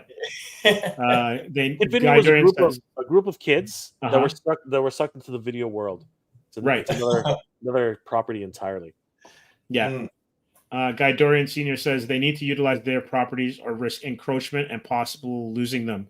Property rights need to be enforced every so often. Why not let other people spend their money to do it? It's interesting that you say that, because Marvel did the Marvel Universe, which was kind of like their handbook of characters. For that reason, if I'm not mistaken, that they would keep the copyright of all of their obscure characters. Because I think you have to put them in print or use them every so often, or else you end up losing them. It is, well, you end up losing the overall copyright. So somebody can swoop in, trademark the name, and basically take away the name from you. Not the premise, but the name. Not the character, right? Not the characters themselves, but they can take away. So if you look at a couple of Transformers, original Transformers, like for instance, this is a bad example, but for instance, there's a character for a Dinobot called Slug right now, but originally his name was Slag. Now there's a different storyline for that. I'm trying to think of another character who actually lost their character rights. But yeah, a couple of Transformers have actually fallen victim to that. So that happens quite often. So if you don't protect your copyright, you can lose it forever. You can lose the rights to it. So it's a very, very slippery slope. How often do they have to actually use the character or publish something? I believe in movie terms, like so. For example, here's a really good example. If Sony does not do something with Spider-Man every, I believe it's 10 years, it reverts. And Marvel is just smacking their chops, waiting for them to slip up. That's why we're getting the villain movies. Yeah, that's why we're getting because it has to be something related to Spider-Man. And Spider-Man, of course, in some form is mentioned offhandedly or whatever, right? But that's why Venom is a thing now. That's why Kraven is a thing. That's why Madam Web is a thing, which was terrible, right? So every now and then you're going to see a something related to Spider-Man every so often. Yeah. So apparently, ROM is read-only memory. That's what I said. Well done. That's what I said. I thought it would be more superhero. No, that's a joke. It's a joke. Yeah. Read-only memory is a computer term. That's I thought I thought that they would actually instead of using the literal computer term. but they're not. That's a joke. Whoever. Yeah, it was guy. It was guy who said it was actually just a joke. Yeah, because his name actually was Rom. He was a Galadorian or Gladorian or something. That was the planet he was from. Yep. Kid Video. Yeah. Welcome to the flip side. So there's Kid Video, and then there's BK Kid. That box art's really nice, though. The figure works really nice on that box art. Exactly. That was redrawn 100%. But yeah, everyone has that same problem. Not problem, but everyone does the same thing where they, because this guy, the BK kid, he had this video power, right? He'd use his remote control and snap the what's it called, the TV into doing some stuff, right? But he's actually not Kid Video. Kid Video is actually these kids. Look at the high top fade on that kid. Wow. Yeah. Yeah. It's again a lot of funny cartoons and nostalgia from back in the 80s, man. Like the 80s was a golden age, man. Golden age for cartoons. Yeah, absolutely. So good. Yeah. A lot of great comments here. Thank you guys for being here tonight. It's always fun to see you guys and hang out with you. Sure. Meg, what happened here? A lot of different comments going on. I'm gonna give you this one from Sci-Fi George. I heard slag became slug because over in the UK, slag is a derogatory term. Which is why I said it was a bad example, because it's not technically, but it's sort of the same realm. Slag in the UK is a woman of ill repute. I'll put it that way. For anybody who can read between the lines, but they're talked about a lot in rap songs. Let's put it that way. I think that's an easy way to put it. I think that's probably the easy way. So yeah. Oh, you know what, Michael? I totally hear you on this one. I have to keep my M.A.S.K collection behind glass. I'm one hypercat away from losing helmets. Oh my gosh. Yeah. And with them being so small, for sure. Oh, those helmets, the carpet monsters just eat that up. It's not. Oh yeah. The carpet monsters are just crazy. Oh, there it is. If you go to Meg's comment at 1106, is classic. I love that comment. The first one? The first one, yeah. Yeah. She said, "No, that wasn't Jem. That was." I mean, no, yeah. that wasn't Jem. That movie was about a YouTuber, not Jem. I do remember when that came out. It was like, it just looked odd. It was, but you know what? I remember so many people going, "Oh my God, Jem and the Hologram!" People were so excited, and then they found out what it was, just like Meg, and they were totally mortified. They were 2015. I know, crazy, right? It's like a lifetime ago. Pretty much, it's almost a whole decade. It is just crazy. Yeah, lots of great stuff. Let's read a couple more of the Guy Dorian ROM. Actually, I think we read all of them, right? That's actually what he did confirm though that was a Miller cover. Nice. Now, here's the thing though. Just by the look, it almost looks like a Joe Rubinstein inked cover, but I could be wrong. And maybe Guy Dorian could help out because he said a whole bunch of artists were used to do the layout, but those inks look like Joseph Rubinstein. I liked his inks as well too back in the day, but I could be wrong because that doesn't look like a Miller finish on his own. No. No, even back then. Yeah, but you also got to remember this is a digitized cover. No, but I had this. Like I have this downstairs, the original one from '78 or whatever. I don't know why I zoomed in on his crotch for whatever reason, but anyway, sorry. You know, I totally get it. This is a Frank Miller crotch. Yeah, exactly. But you can tell that the colors are hyper stuff. Yeah. Are hyper. This is like a digital. This is like if you were reading the PDF version or something. Exactly, 100%. But the original cover did look like this, right? Yeah, I'm just looking at the line. I'm looking at the line art and just the weight of the lines. Yep. And it looks like Joe Rubinstein, but 100%. Great stuff. Yeah, great stuff. Yeah. So I wanted to talk about one property, which I think people are going to lose their minds when we start talking about it. But check out the art and time of Jay Ryan at 11:31. I think that's it. Okay, well, I think that's the last one. But if you took it, so the movie wasn't Jem. I know it wasn't. But if you look at 11:31, I am here for the Jem info. Yes. So Jem is coming. We don't know when exactly it's being released, but very exciting times indeed. I will say that this is an opportunity for a property which Mattel has largely overlooked, and I think it's a missed opportunity because a lot of people really remember this property. A, so fondly, but B, it is the perfect melding of something which kids would go freaking nuts over. A, and I think that if this is actually brought back in its original incarnation, or at least a sort of concept of an original incarnation of it, I think that it will be a winning combination for any collectors, because this is something which they have actually dabbled with it a couple times, and I'm alluding to it because I'm actually bringing up images, because this to me, guys, is a concept which I think is a real winner in a whole lot of ways. How many of you guys remember a little property from Mattel? Well, okay, I'm being a little bit disingenuous there. From a company called Tyco. If anybody remembers. Oh my Tyco, gosh, I haven't heard Tyco in right? forever. Yeah, if you guys remember a little company called Tyco, they made this amazing product back in the 80s, and it was called, and this is not the right picture, but I'll bring it up anyway. This is an example of things, but this is Lego. But they made a property called Dino Riders. Dino Riders. Dino Riders. Dino Riders is a mad. So here's the problem. It came out at the wrong time. It came out at the wrong time, but the concept was ridiculous. Dinosaurs augmented with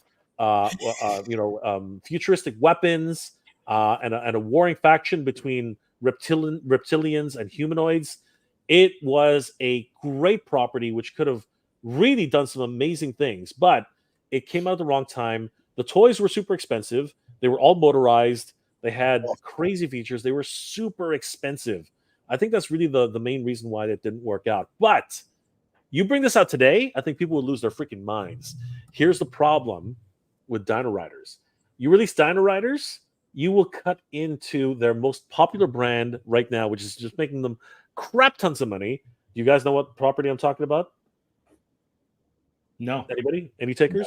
No? Jurassic Park. Jurassic Park is making Mattel billions of dollars in the toy market, and they will not jeopardize that in lieu of Dino Riders, which, even though it's a nostalgic property, kids might not attach themselves as well to this property, which is so unknown. But that makes sense. But companies like Loyal Subjects or NECA or any, I mean, look at these. This is somebody else's take on Dino Riders. Like, that is a T-Rex from Mattel. See what I mean? Like, it is literally, you are literally going to cannibalize your own market by doing this, right? Because the kids will be torn as to which one they want. So they will not risk that. They will not risk doing something like this. But imagine this. Imagine you had Dino Rider type toys with the Mattel sculpt with the tech on it. Yeah. This is just insane. I want to give credit to where credit's due. These were posted on TFW 2005 by Gio Kaiza, Wardic Zeus. I can't believe I just said that. But huge freaking pics, amazing stuff. And it's not like they haven't tried before. There was actually a line of small miniatures that was released 2 years ago called Dino Riders, and these ones were tiny. The Brontosaurus was about that big, but they have dabbled with it. Mattel has tried, and you can see it right there. Mattel has tried a couple of times to test the waters to see if this property has legs, but they're doing it wrong. You can't put dinosaurs out as miniatures. That it won't work. You know what I mean? But they have it in the back of their heads. They know that this is a property which possibly could do something. And Lego has done a couple of things. Not so much with Lego themselves. This is an off-brand of Lego. This particular toy here, I think it's Duplo. And this guy just put together Lego pieces to make this amazing, Dino Rider inspired version. He jerry-rigged it. Yeah, he what's it called? He what are they called? He kit bashed. He kit bashed this together, right? But you look at the original Dino Rider toys; they were freaking awesome, man. And these were all motorized. They had motorized. Look at the wheels. Yeah, they had motorized technology. What? And it was the bigger ones. These big guys, they were all battery powered, but the smaller ones had the the wind up technology from when we were kids. So you'd hear that, Right. you hear those little sparking voices, those sparking things. It would drive parents nuts, but it was awesome. It was freaking awesome, man. Like seriously, these things. But the Brontosaurus was the crown jewel of the collection. If you cannot get a Brontosaurus from Dino Riders, it is way too expensive. Checking on eBay right now, check this out. You guys will not believe how much these things go for. So Dino Riders, Brontosaurus. I'm spelling this wrong. Brontosaurus. eBay knows what you're talking about. You put at the end. It should, but the it end. doesn't. Let me get the actual spell. There it is. Dino Riders, Brontosaurus. We'll just go ahead and plug that in. Look at that. $1,700. Oh, wow. What? $2,000 for a complete set. Wow. What? Does Even the motor still work? even damaged or unboxed, it's like $100 just for the Bronto alone. But the Bronto itself is nothing compared to the whole set. Like the whole set is what you want, right? But That's impressive. $2,500. Look at that. $2,500. That thing's massive, though. No, oh, dude, it's huge. It is huge. That Brontosaurus is absolutely massive. Look at this. $66. Huh? What's that? Canadian dollars? Look, this is US. This is US. This is .com. USD. This is .com, my friend. Oh, yeah. .com. Look, even just the saddle. Somebody wants $550 for the saddle alone. Absolutely nuts. People who have found these in the wild are like they're laughing their heads off. Like 174 for a working version of the dino itself. Like crazy. It is absolutely nuts. Like these you won't see these things come up very often, like complete editions. They just man, who put this that looks like crap. I don't know why anybody would put that on whatever. I know it's a Dio. I know that, but come on, guys. Pick your battles here. Like Done in a hurry. Look at Fix that to be done in a hurry. that looks like a crap stain. Like I am That's, not. You know what? Those That's pictures were taken under duress. I'll tell you that right now. in a documentary. Oh my god, that's crazy. Somebody was tortured to death. Like absolutely. Look at this. Look at this. I don't know if this is complete or not, but somebody from Japan. But there's the key. Japan is asking $940 for this, right? But then you got to pay for the international shipping. Right. That's crazy. That is nuts. Somebody's gonna walk away with that, and they're gonna be happy. Like that is just absolutely crazy. But yeah, Dino Riders, man. Like it is freaking $2,000 for the complete set, no box. Insane. Freaking insane. Yeah. I love how like there's probably a clause in the Jurassic Park like script. Legally, they can't have lasers on their dinosaurs. You're probably right. Who wrote the Crichton? Was it Michael Crichton? Yeah, Crichton.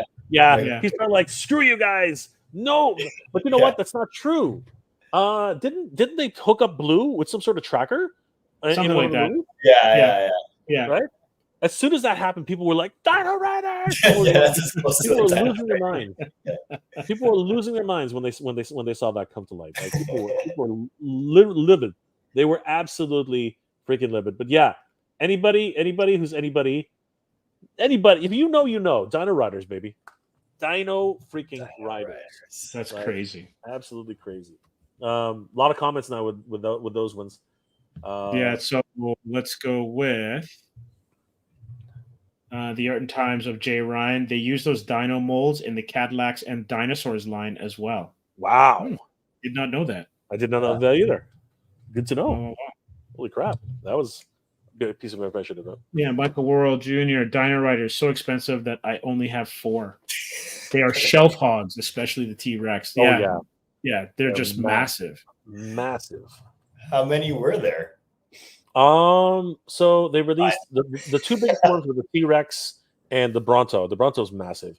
But then they had the Stegosaurus, they had the Triceratops, they had the Dilophosaurus, they had a, I guess what you would call Raptor today, but it wasn't called that back then.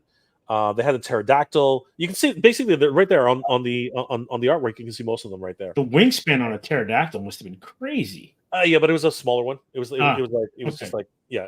Again, the characters like that. They were the characters were like you. M.A.S.K has nothing on these guys. These guys were like tiny. Right. Yeah.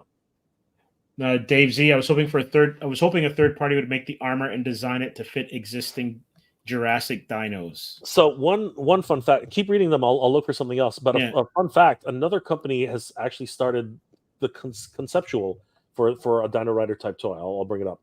Does Mattel still own Dino Riders? I think. Yes, Jay, you mentioned that they do. Yes, they do. I mean, this one right here. This was a product released 2 years ago, and Mattel released it themselves. Right. At Nolan, you just gave me an idea for Halloween next year. Captain N costume will be the easiest to assemble. Man, that would be awesome. Dallas Vintage Toys had one 2 years ago for $1,200.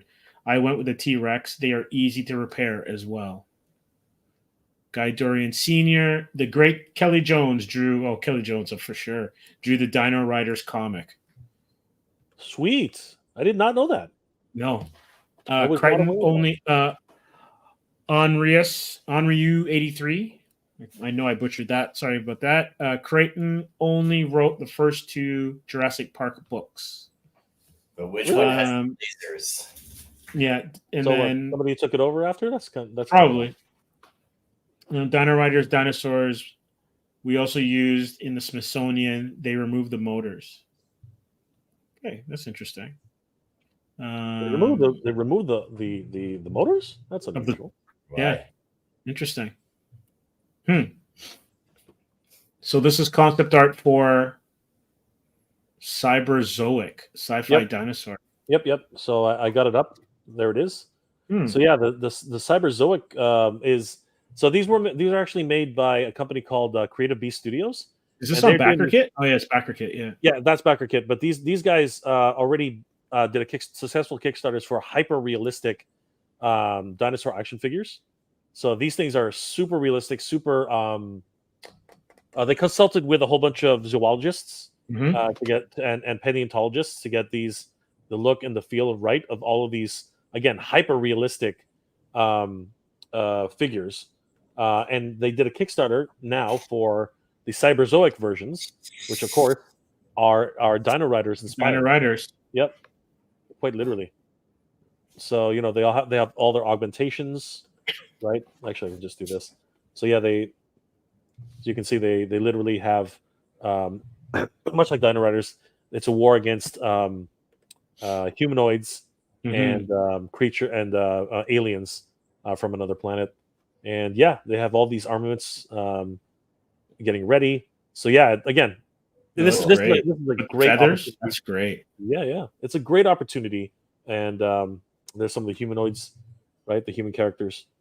So yeah, great properties. I've talked to these guys about a bunch of times. I mean, look at that one. That is nuts. Cool. Those are nice designs. Yeah, beautiful stuff. Nice designs.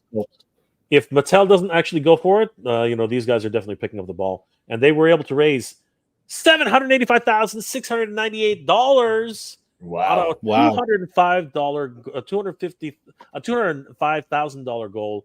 So they smashed it. They almost 4x'd it, man. That's amazing. I'm telling you right now, this is a property which Mattel has just not given the time for, just has not done it. Even their original project for what's it called? Beasts of the Mesozoic, that smashed through its right. Dinosaurs can't go wrong. Can't go wrong. Dinosaurs are fucking hot. Oh yeah. So we got some confirmation on the dinosaurs in the Smithsonian.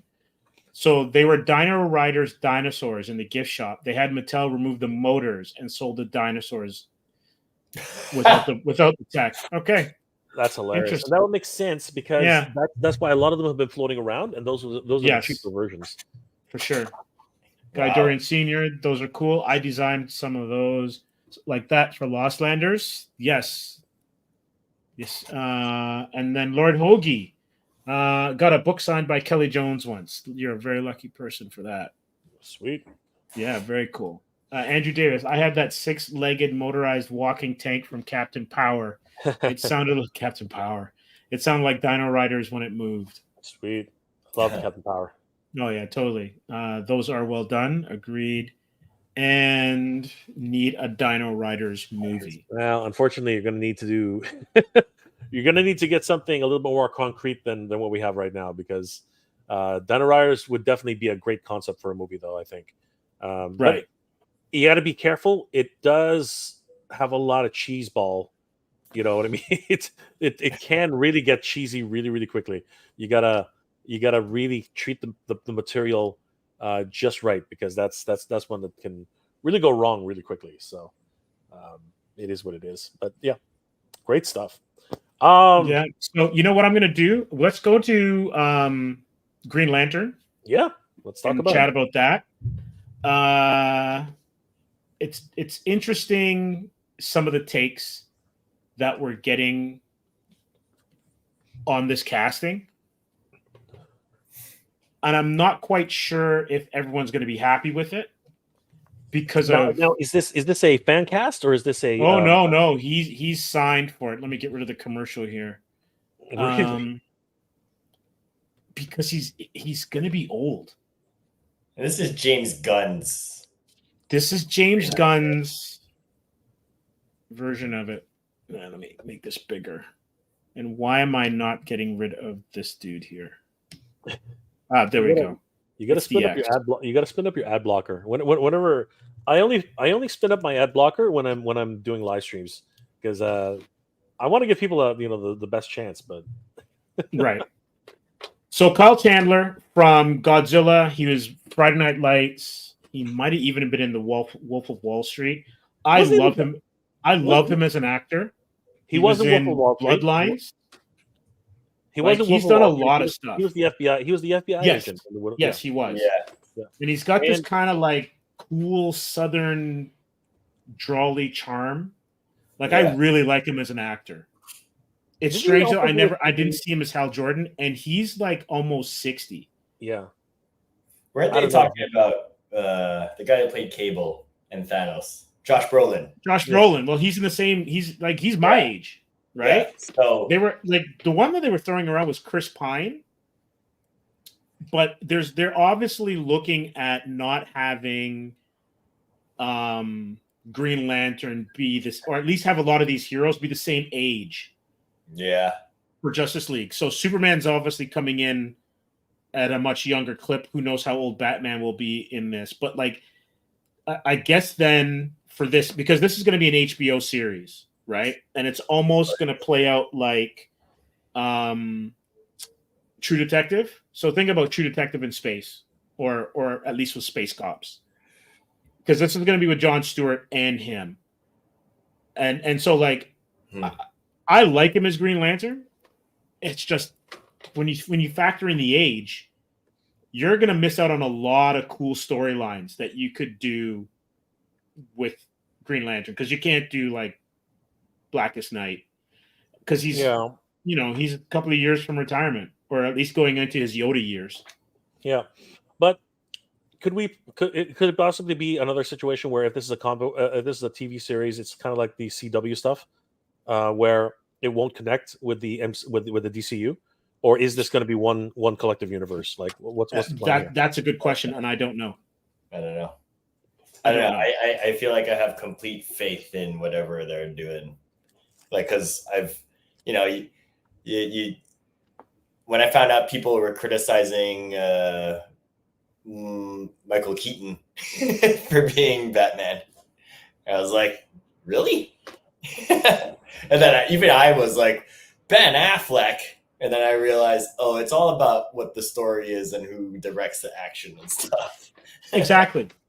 Let's go back to Michael Keaton, because I remember when they were first mentioning his name, and me being such a comic book head, I'm like, that's Mr. Mom, right? Yeah. And I was never a big Beetlejuice fan, so that dark edge that he had never really spoke to me. I was thinking Alec Baldwin, because if you look at Alec Baldwin in Miami Blues, and you saw a bit of it in the shadow. He had like the physical presence. He's got the square jaw. He could have done that whispery voice. He would have been great. But you're right. It comes down to the director. The script is huge, right? So listen, I'm just telling you right now, I love this casting. It's just that he's elderly. Yeah. And so I'm trying to figure out, are they going to do young cop? Like he's obviously going to be the mentor at least in this show, because the person that they have as at least on the table that they're saying would be kind of interesting to kind of go along with what's his name? Jon Stewart would be this actor, Aaron Pierre. And so they're thinking of Mother's Milk. Is that who that is? No. He was in a movie called Brothers, and he's currently in Rebel Ridge with Don Johnson right now. But people are saying, might not have the same look. Like he's a good actor. He's got the physical presence. He's got all of that. It's just going to be really interesting to see how they cast, because I was having a conversation earlier. One of the things that makes the MCU work is that they got their casting down from the beginning. They nailed the casting. So Gunn coming from that is going to have that in mind, right? I know that Jay is not feeling Corn Sweet suit. He just does not like that suit. I think that once they do all the, post and whatnot, it's going to look fine. And I think he's going to be fine. I'm not hating on the suit, not necessarily, but I think you're right. They're probably gonna have to do some augmentation to it. But the angles that people have taken candid shots or whatever, they're not flattering at all. I think that this one's probably going to be a very much passing the torch kind of series where a mentor is taking a young Jon Stewart and molding him into a lantern. It'll be interesting to see. Because you said it's like cops in space, right? So that means that they're definitely going to go to Oa, right? They're gonna see all the others, and they're gonna will there be a training montage? I'm wondering if that's going to be a thing.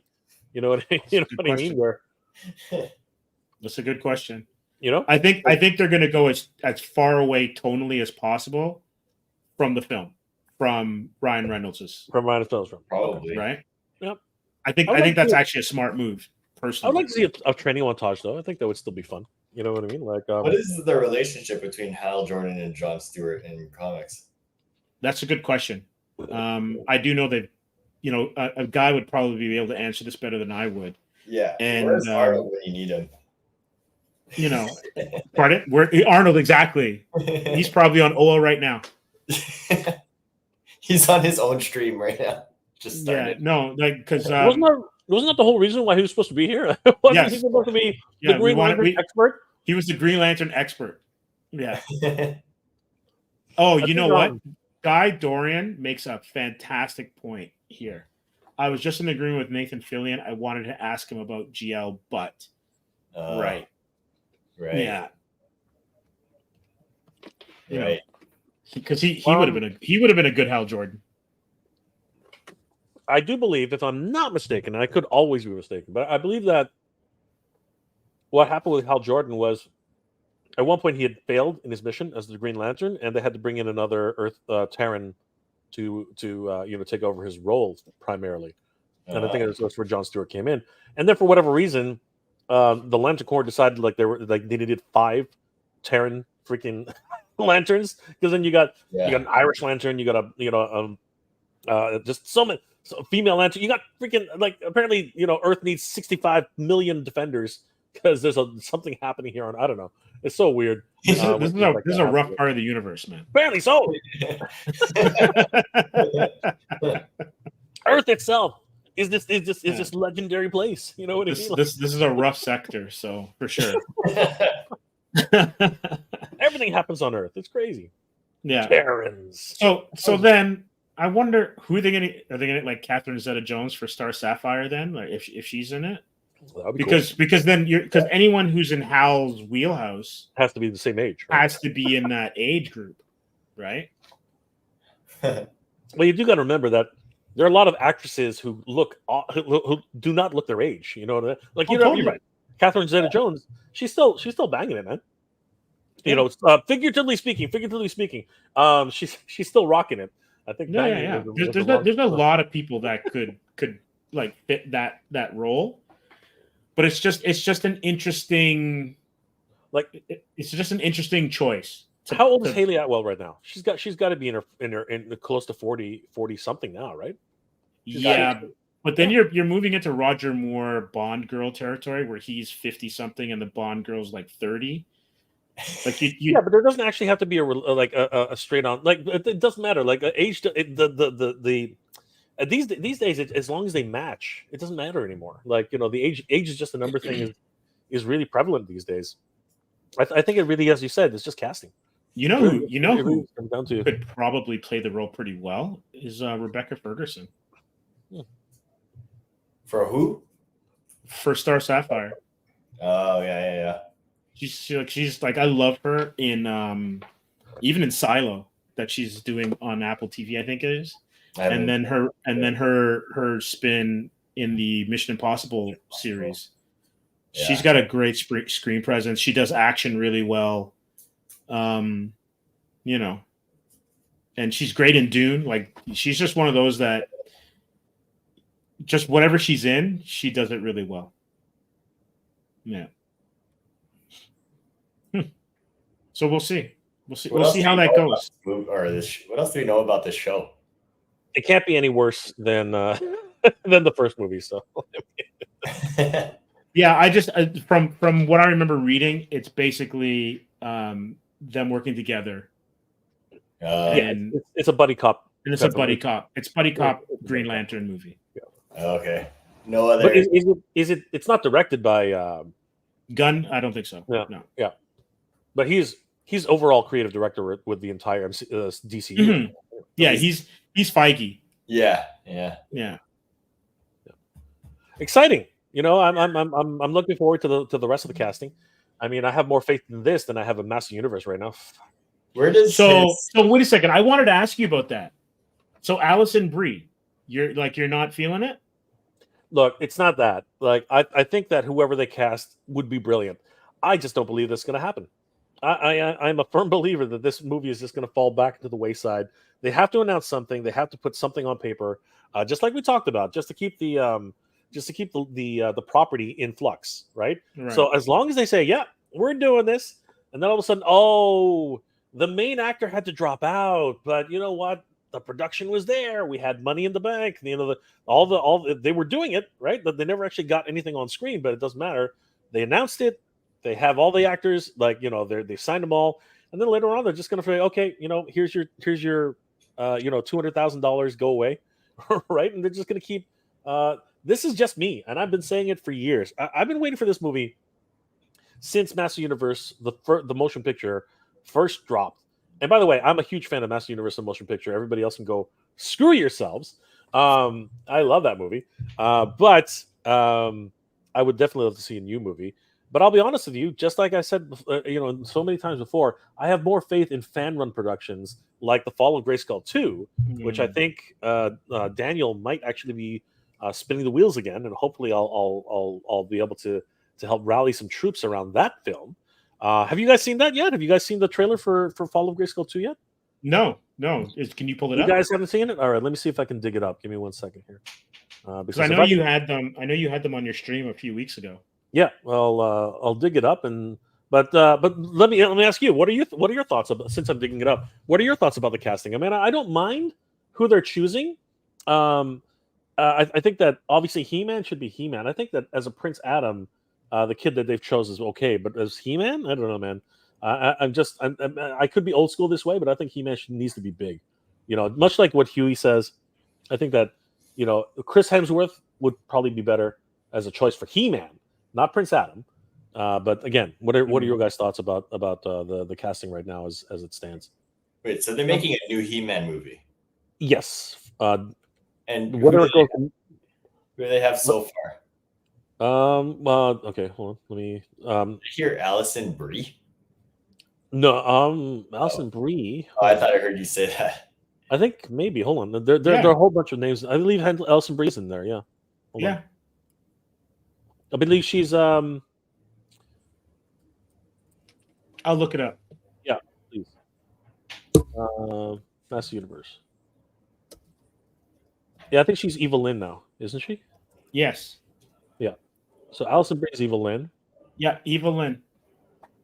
Yeah, and I think there are a whole bunch of other ones.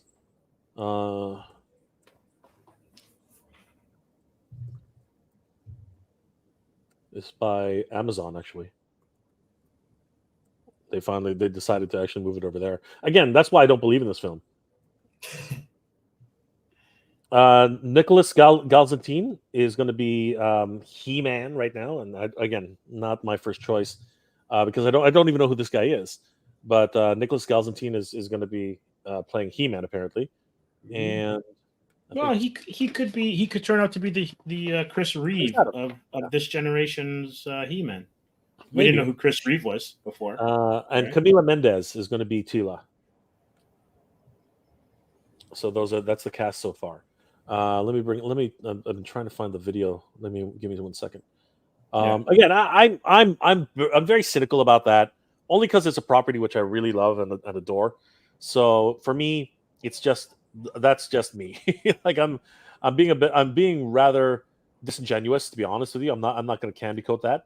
I really am kind of being a bit of a Debbie Downer for it, but only because again I've seen these promises before. I've been down this road multiple times, and I just find it very hard to believe at this stage that anything's really going to come out of these promises at this stage. Not to mention they're rushing this one, and we all know why they're rushing it. They're rushing it because they need to keep the trademark going. That's really the reason why they can't afford to lose it right now. They got a hole in their schedule when it comes to releasing films and stuff and properties. Yeah. Let me think here. I'm trying to find out where it is. Probably on their live streams. And like I said, I'm not gonna lie. I'm being very disingenuous here. I just feel like they could do so much more with what they have. And the other thing that really gets me, and I think you guys understand where I'm coming with this, the Earth connection is just stupid. Why send Prince Adam to Earth at like 12 years old or whatever the hell he is, and then he has to find his destiny 20 years later? It just the whole byline, the whole premise of the story makes no sense. It is just one of those things where I have no faith in the overall premise of the film. What do you guys think? Should Earth even be involved at this point? I mean, just like and actually on that note, what do you guys think of Transformers 1? Have you guys had a chance to watch it yet? I haven't had a chance yet. I so want to see it, but I've heard great things. I have too, and that's another reason why I'm actually very very excited that's actually getting so much praise at this stage. Because that's another movie I have no faith in, right? And I'm going to go walk into that film with very low expectations, and I really hope I'm very surprised, because people who I respect, people who have been saying crazy things about the film and saying, "Oh my God, this is nuts," and things I would never have expected at all, are saying the things that I'm like, okay, wait a second, you're telling me that you've been a Transformers fan all your life, and you think this is actually as good or better than the original Transformers movie from animated movie? That shocks the hell out of me.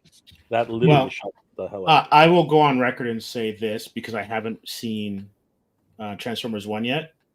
Then in terms of live action Transformers, the first 10 minutes of Bumblebee is all I needed. Like they absolutely nailed it. Yeah. And you know why they nailed it? Because we recognized who the hell they were. Every other freaking Bayverse film, I'm like, who the hell's that? What the hell is that? It's just gray, moving fast. It's just pieces of metal. It's just like they look so flimsy. They look like you blow on them and they will literally fall apart. It looks so crazy. Everyone's like, oh my God, the amazing animation. I'm like, screw that, man. Those aren't Transformers.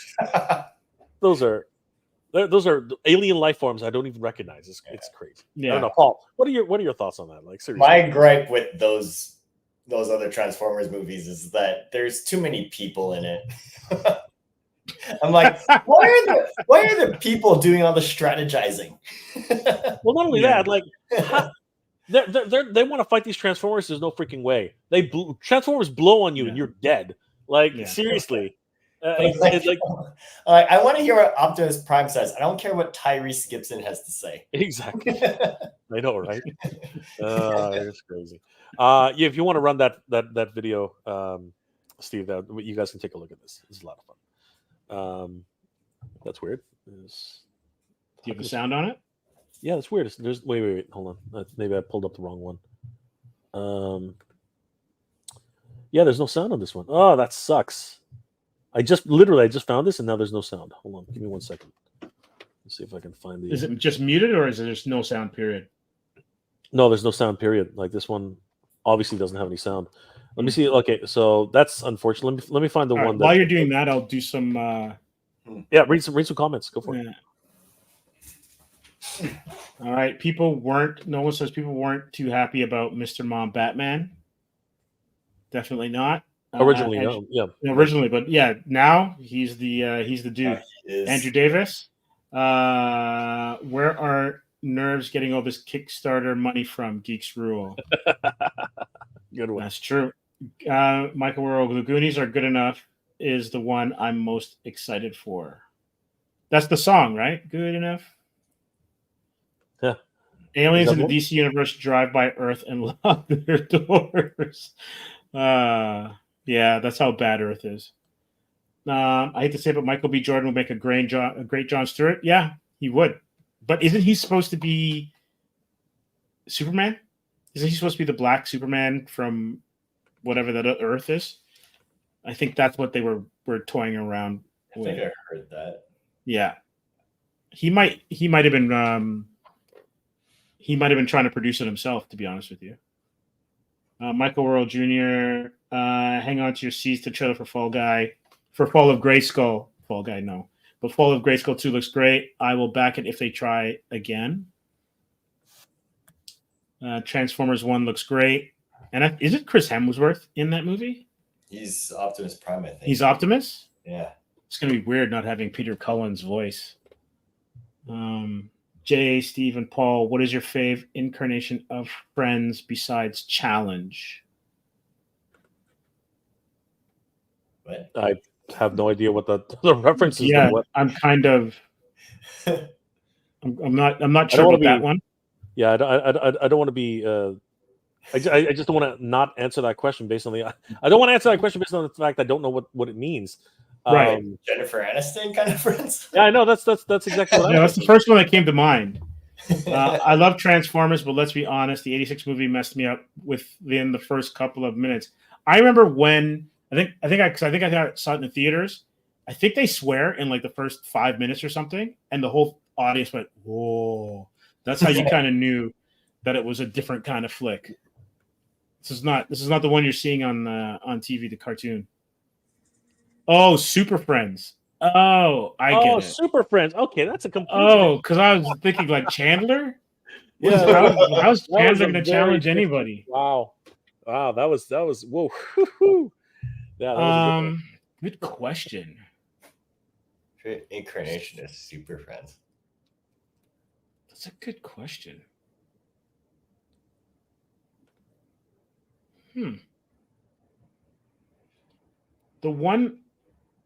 Which one had Black Lightning in it? But they couldn't call him Black Lightning. I think there wasn't that Crisis on Infinite Earth or no, Super Friends. Oh, Super Friends.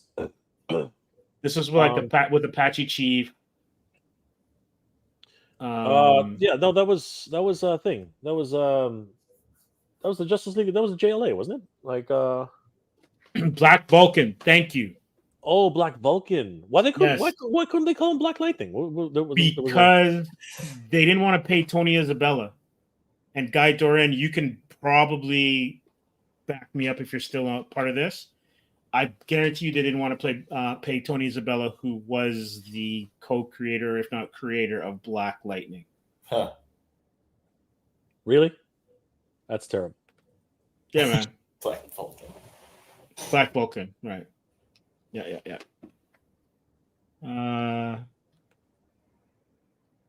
Justice League Unlimited was a good series. Yes, it was. Oh, yeah. And Guy Dorian Sr., Steve, bingo. Yep, that's exactly it. So they created a brand new character so he wouldn't have to get any royalties from the cartoon. That is so scummy. Wow. But it's so comic books. It's so comic books. Huh. That is so scummy. That's scummy. Yeah. All right. So I couldn't find that high res version, so this is good enough for now. We'll just take a look at this one. But yeah, that's absolutely terrible. Damn it, that really sucks. I can't believe something like that actually happens. Right. Black Vulcan, Samurai, and Apache Chief were on all new Challenge and the Lost episodes. Yeah. And then Guy Dorian Sr., anything they could do to not pay us dudes. Yeah, it's kind of crazy. It's kind of crazy.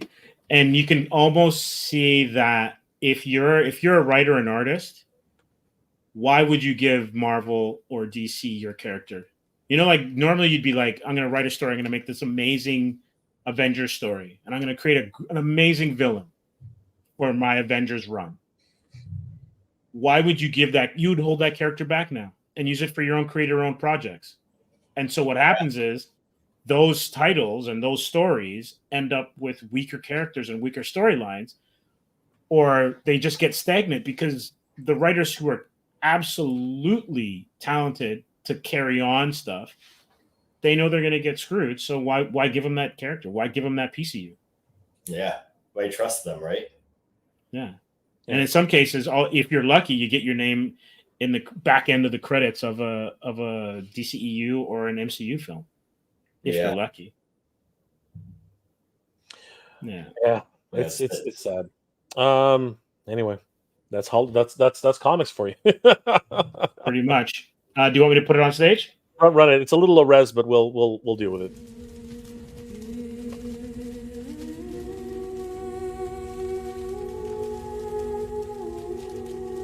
So I believe in this film more than I believe in an idea of massive universe from a big blockbuster studio. Just so everybody knows.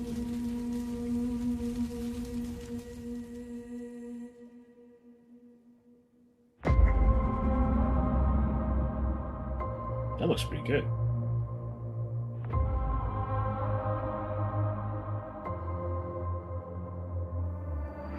Have you ever wondered, why are we doing all of this?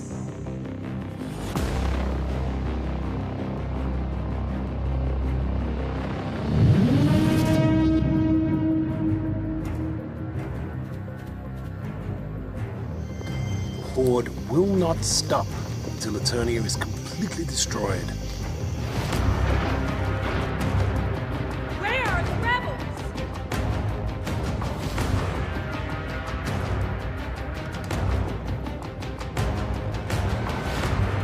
Only the king and queen, the sorceress and I know the secret. I have a sister. You must destroy the Horde.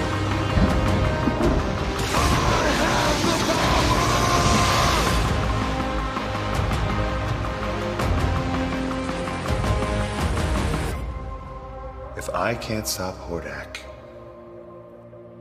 who can?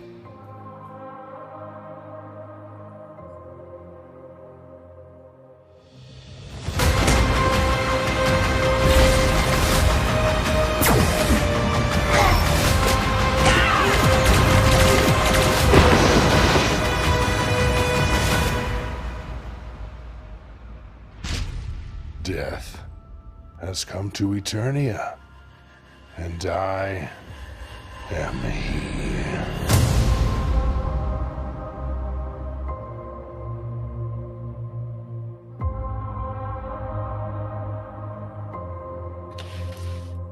see Battle Cat in the corner there. Mm-hmm. That's cool. Yeah, They you know did a what? good job.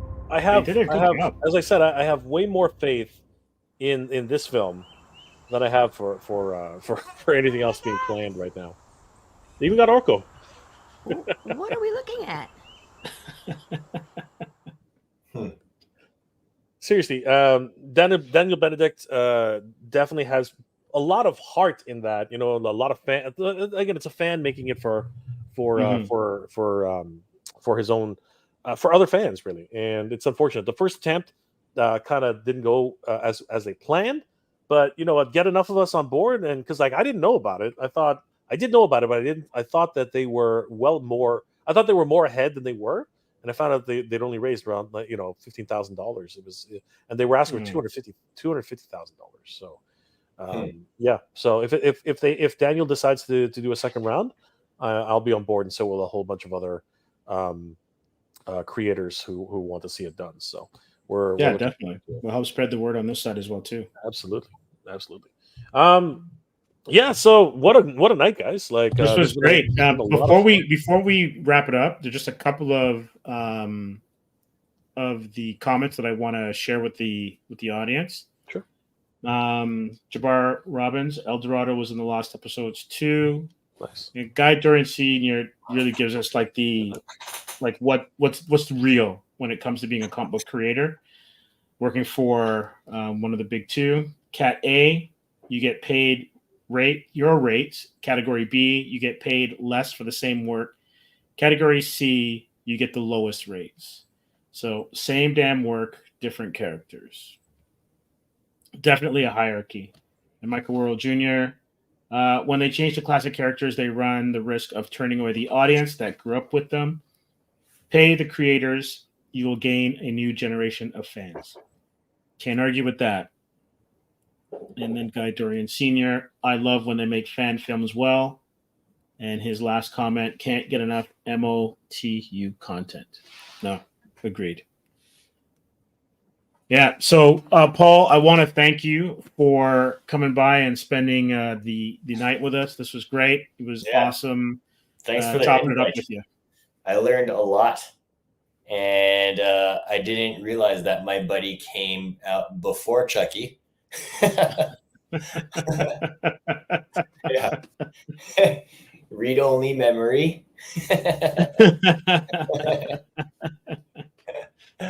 Yeah. Yeah, and your Kickstarter is kicking ass. Like, holy crap.